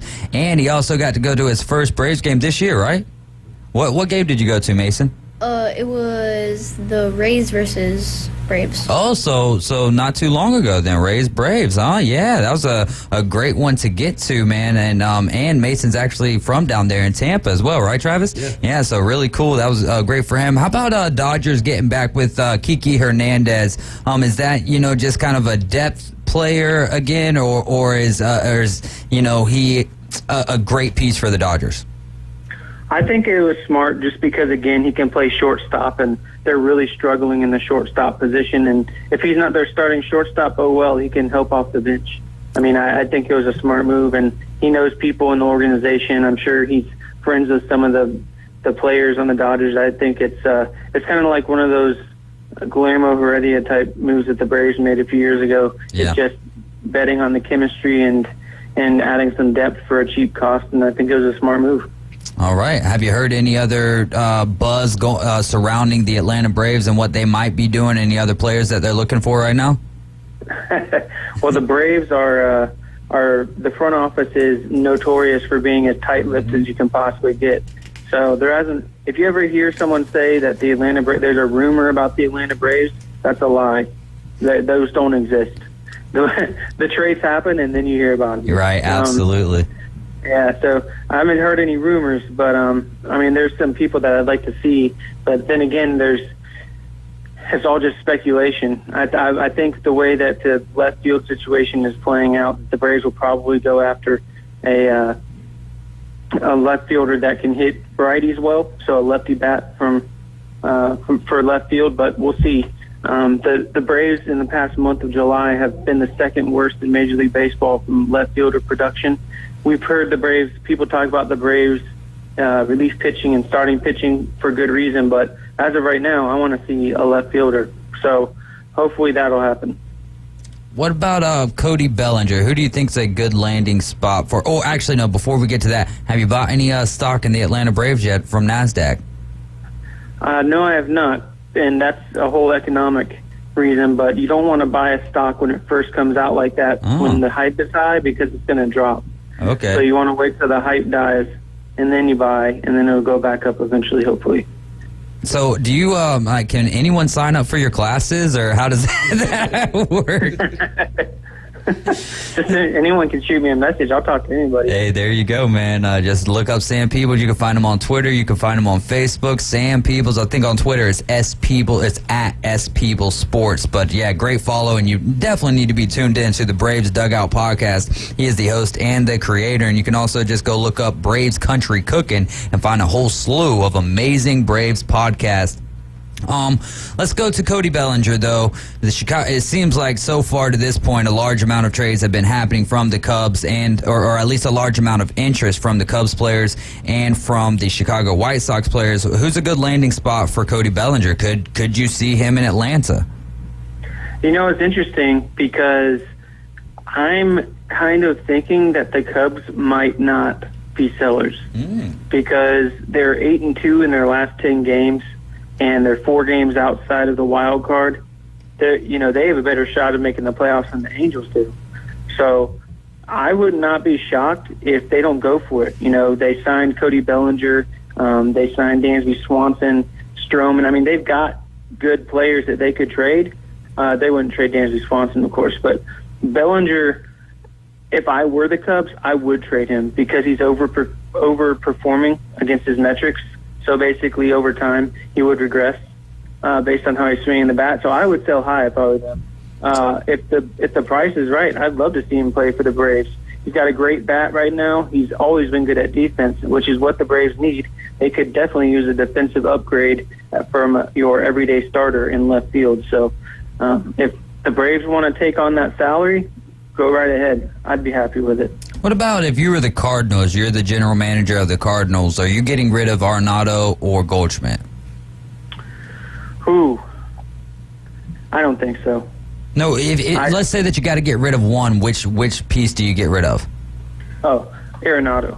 Because a lot of his value is in his defense, and defense declines faster than offense does. So Arenado, hands down. Wow, man, that's great stuff there. I think we talked about this yesterday, and I said that if I was the Cardinals, I believe I would keep Goldschmidt. But out of the two players, though, I love watching Arenado play defense, though. And like you said, though, the metric or the future of that isn't you're gonna slack off defensively before you do offensively. But man, I would love to have Arenado, especially. I guess not for the Atlanta Braves because we got good old Austin Riley right there. But he's still a guy I definitely enjoy watching play baseball in general, but specifically that defensive prowess that he has at third base is unmatched. How about Yanni Torino is going to be making his Braves debut tonight? What should our expectations as Atlanta Braves fans be?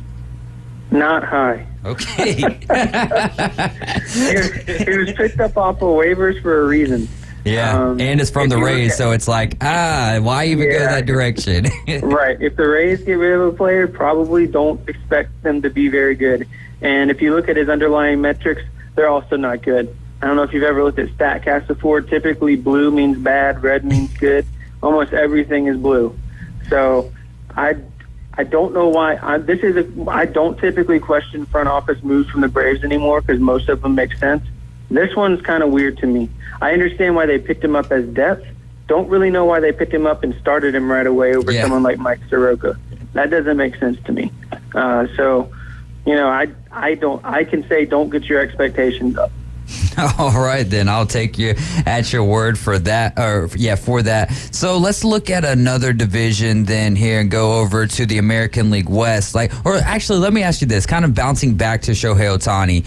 What do the Angels need to do to keep Ohtani? Just specifically when it comes to their record, is it World Series or Ohtani's gone? Could the Angels win the World Series and Ohtani's gone? Is there no chance for him to be back in LA? What is your outlook now? And of course, we will revisit this in the offseason and closer to the winter meetings as well. Old school fans are going to hate me for saying this, but I'm going to say the record has literally nothing to do with it. It's going to be all about that dollar sign. So, if they want to, if it comes to the Dodgers and the Angels offer the same contract, he might stay with the Angels because it's familiar and they've shown that they want to build their roster around him. Sure, but ultimately I think it's going to come down to the contract itself because there's very few teams that can actually afford to pay him. So he's going to go to one of those 2 or 3 teams that actually can afford to pay him. So if the Angels want to pay him, they'll pay him. If not, he's going to go somewhere else. Great answer. We got one more question for you from our listener, Johnny Yankee Seed. What is the biggest name moved before the deadline? Is it Juan Soto, he says? Nah, I think they just started those rumors. Scott Boras loves to start rumors like that. That's how you get more money. To have quote-unquote leaks, Yeah. I don't think there's any weight behind that. I think your biggest name guy is probably going to be someone like Blake Snell from the Padres. Same team, but I think it's going to be someone like Blake Snell who's pitching like a Cy Young candidate these past few weeks. So I think that's probably the biggest name you're going to see moved. Where do you think he goes? Oh, man, that's difficult. Someone that could contender that needs starting pitching, which is pretty much all of them. So, so that one's really, really tough to predict. I'd love to see him in a Braves uniform, but I don't think the Braves can afford him with their. They'd have to give up Vaughn Grissom plus to get him. So I don't see that happening. Will Gary Sanchez be moved with him? Ooh, that's a good question. That would be smart if a team also asked for Gary Sanchez as well. You know what? I want to keep an eye on that. That's going to be really interesting to see. I got to give the credit to Johnny Yankee Seed with that one, though. He just texted it in right there at the last second, so I appreciate that. And I appreciate you as well, Sam. And I'm really hoping now, even more so after this conversation, that the Atlanta Braves are representing the National League in the World Series so that you will be there. Take care, my friend. We'll catch up with you next week. Absolutely. Thanks so much. Yes, sir. That's Sam Peebles, ladies and gentlemen. You can get onto Twitter at @SPeeblesSports. You can go to Facebook, Sam Peebles. Make sure you're following him and keeping up with his podcast and all of the articles that he writes. I mean, he's got a great amount of information and intellect as well. Like I said, he's a professor. Maybe we need to start calling him Professor Peebles. You're riding with the Afternoon Underdogs, and this is ESPN Northwest Florida. We'll be right back with our final segment of the afternoon.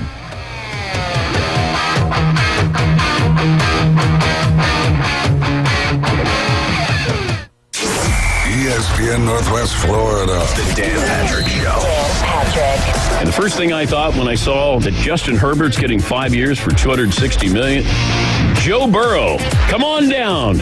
He knows that that's the minimum right now. And the good news for the Bengals is, in my opinion, you are going to spend that money and you know he's worth it. It's the Dan Patrick Show, weekday mornings from 9 till 11. ESPN Northwest Florida. Young Cycle across from FedEx Mosley Drive in Lynn Haven has a fantastic selection of pre-owned Harleys at great prices. Great prices. Don't buy a Harley until you stop by Young Cycle. Young Cycle. A full service department is available too, offering motor trike conversions, parts, and accessories. Nothing compares to Harley Davidson and the low prices on pre-owned Harleys at Young Cycle. Young Cycle, 112 Mosley Drive across from FedEx in Lynn Haven. Barbaritos lets you say yes to fresh. If you don't know what to eat or where to get it, well, fret no more. Barbaritos is here to help with its healthy menu, offering 7 meals with less than 500 calories. Barbaritos has lots of healthy options made with farm fresh food. Your health and your family's health matters to us. Come eat healthy at Barbaritos, 23rd Street in the Stanford Station Shopping Center near Academy Sports. Barbaritos, food, community, people. It moves fast. The High School Spotlight. Weekdays at 5:40. Let's do it. Sponsored by Barbaritos. ESPN Northwest Florida.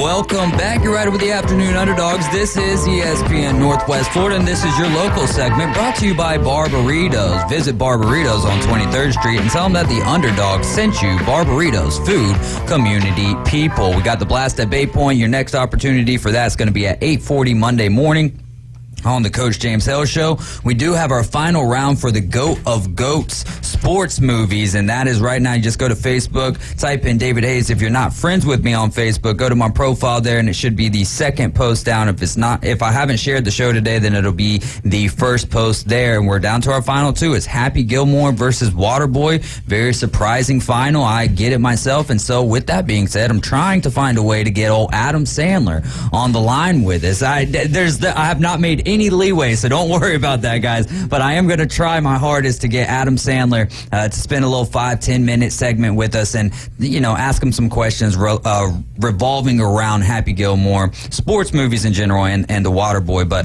an interesting story has kind of resurfaced here. A little Mike Tyson action going on. Two females are under arrest after deputies say they got into a physical fight, one of them biting the other's ear off. This happened July 4th. I don't think it gets much better than freedom right there with that, except for they're without their freedom at this point in time. Bay County Sheriff's Office responded to a call about an assault and battery at a residence in Callaway on Olaki Street. Deputies say they found the incident started at a house party thrown by unsupervised minors next door right after midnight. They say that a fight started at the party involving several men. At some point, 23-year-old Macy Reagan reportedly tried to leave the party and walk to her house next door. Then 18-year-old, get this, Dixie Styles, what a name, then confronted Styles and accused her of stealing alcohol and vape pens, and then she responded by pulling out a 9mm handgun from her waistband, to which then Styles pushed the firearm away, and then they started fist fighting. Officials say at some point during the altercation, Reagan bit the top of Styles' ear off, and both women received multiple bruises and lacerations. You can go to WJHG.com and you can look at their mugshots. Styles' ear was unable to be reattached, and they got some charges there, but yeah. I would say listen to 104.3 ESPN Northwest Florida tomorrow morning during Hillbilly Headlines, okay? And this might actually be on there because there's lots of people from Florida that make their appearance on that show. Tomorrow morning on the Coach James Hale Show. No. What he's talking about is serious. The Marty McGee. Yeah, the Marty and McGee show. Marty and McGee, they do a segment called Hillbilly Headlines. What time is this going to be on? What time? It's like it's normally pretty early, like at 8 to 9. Like towards the end, like 8:30 to 9ish, I think is when they do that segment towards the end of the show. Did I see Dixie over at Show and Tales? And there's a good possibility you might hear it again. Well, I think she's got a career for her panned out somewhere with a name like Dixie Styles, though. Kyle Albritton says Mike Tyson stated, that's methed up. Hey, if your name is Dixie and your ear got bit off in Bay County, you might be country. You might be country. We need a country song written after all of that stuff, too, man. That is, it's just a wild story, and it doesn't get much better than that. Like, Bone Crusher was bringing that up earlier, like, maybe you want to bring this in? I was like, brother, I already got that planned. Like, I saw that this morning while I was still in bed, and I'm like, of course, like, we have to talk about this, right? Like, this is sportsy, right? It's fighting. It's great stuff, man. So what do you think about that, Mason? What do you think about a lady eating another lady's ear? Wild, huh? Yeah. There we go. All right, so we've got Travis. Mason is his son, and John is Travis's dad. But before we get to a little Dallas Cowboys, 49ers, Eagles talk, let's get over to Rob. Rob, you're riding with the Afternoon Underdogs. What's going on, my man? Hey, man, what's going on? Not a whole lot, just wrapping up the week right here. Hillbilly Headlines comes on at 8:50. 8:50, so right before 9 then. It's the last segment of the Marty and McGee show. I love it, man. It's a great segment, ain't it? It is. I mean, what did they say a while ago? If your ear gets bit off in Bay County, you might be a redneck.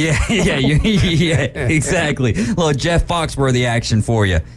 There you go. I love man. Y'all have a safe weekend. All right, man. Thanks so much for the call, Lynn Haven, Rob. All right. I love it, man.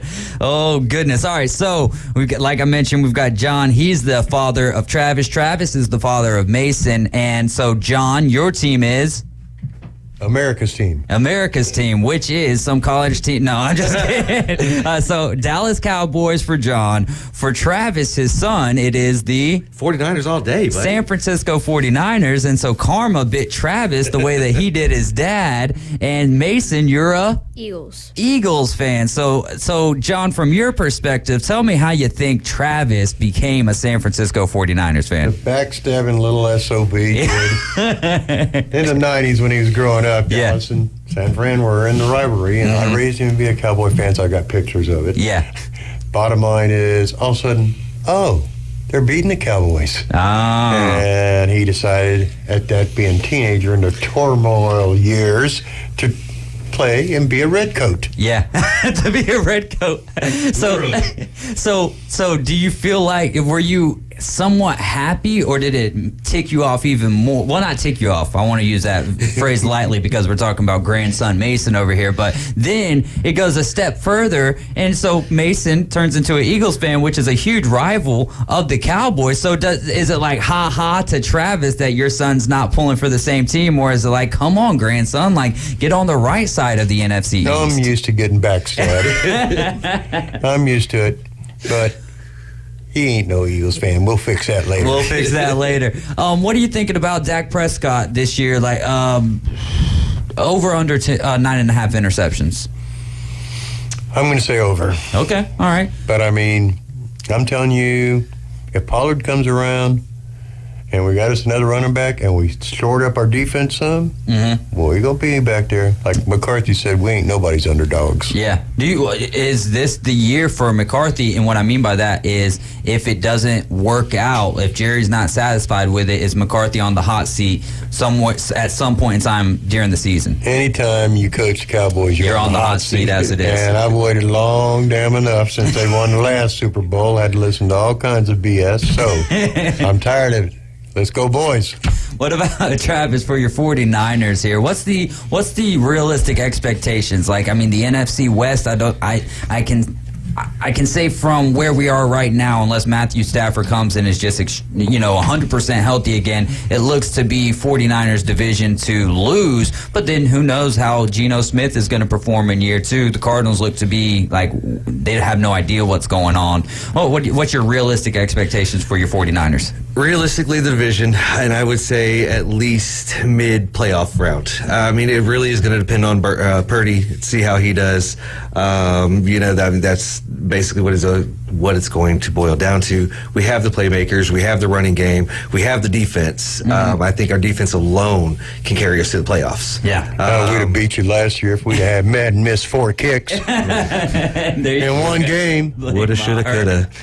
Listen, at least he's not back with the squad this year, though. Right? Thank you, Jesus. When's the last time the Cowboys beat the Niners in a playoff game? Or just period?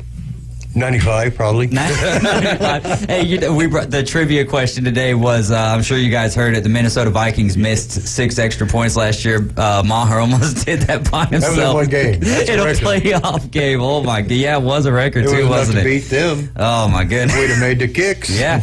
Dude, man, and that's such a pressure-cooking position, right? The position of kicker. Not normally. My God, you only come out there for one play.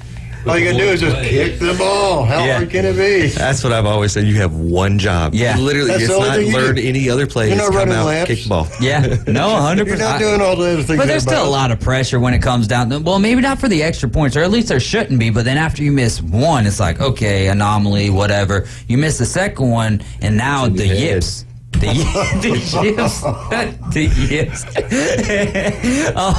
So, Travis, Brandon Ayuk or Debo?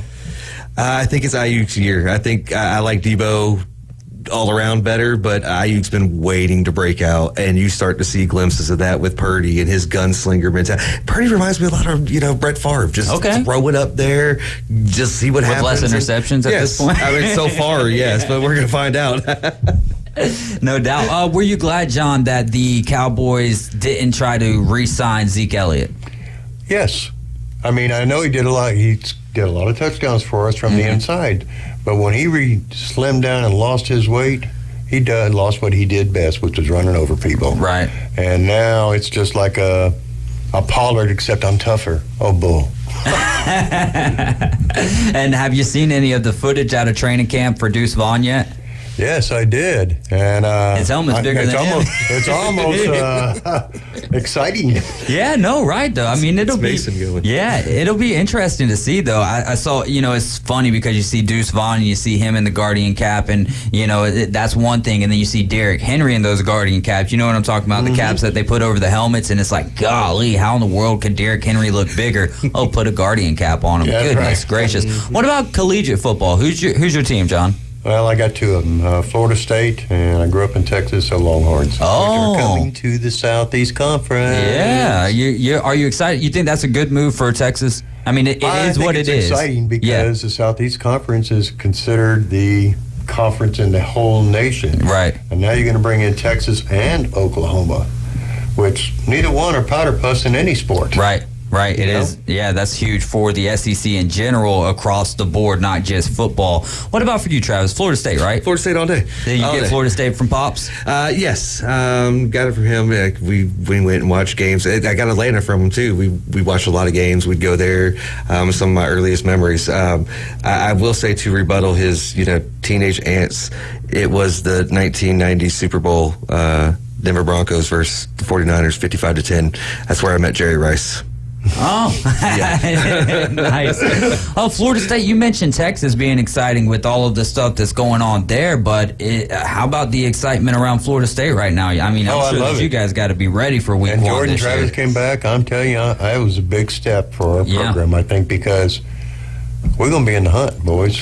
Do y'all, right, okay, so that's what I was going to say. Do y'all believe in Norvell and you believe in everything that they're doing to this point? I mean, he coached at Houston and brought them back from nothing to where he is, and I knew, give us time. We're going to be in the hunt, guys. Right, yeah, it's going to be a lot of fun. So week one, would you guys rather, as Florida State fans, Travis, we'll start with you, would you rather see Florida State lose week one to LSU, but then beat Clemson and be on the fast track to winning the ACC, or beat FSU beat LSU and lose to Clemson again? Obviously, the optimal answer is win both. Yes, obviously. If I have to lose one, I say let it be week one, because then you're still getting your team together. You're still getting your feet and your legs underneath you. Plus, an ACC game is more important down the line. Yeah. What about for you, John?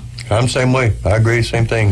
Losing late in the season, that hurts you. Yeah, that does Unless you're Alabama. Yeah, you're right to some extent there. Does Georgia three-peat? I think they've got a great chance of three-peating.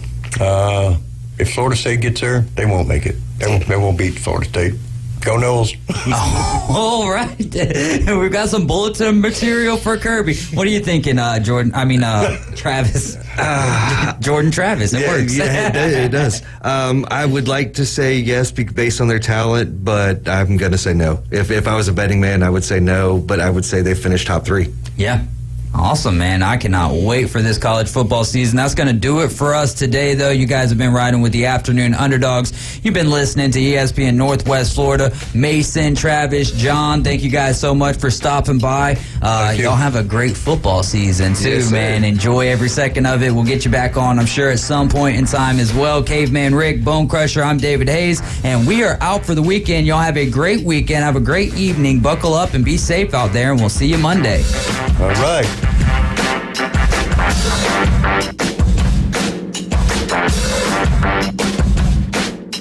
It's here. The 104.3 ESPN Northwest Florida app version 2.0. Now featuring ultra high fidelity. You'll feel like you're in the game. More opportunities to win weekly prizes from local businesses when you click it to win it. Download the 104.3 ESPN Northwest Florida app today at Google Play or the Apple Store.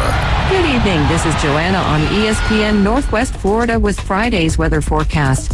Clear tonight with a low near 81 and a wind between 2 to 5 miles per hour. Isolated thunderstorms and sunshine tomorrow morning and a temperature of 89. About the same in the afternoon and evening, around 89 with a chance of thunderstorms and mostly sunshine. This forecast is brought to you by Earth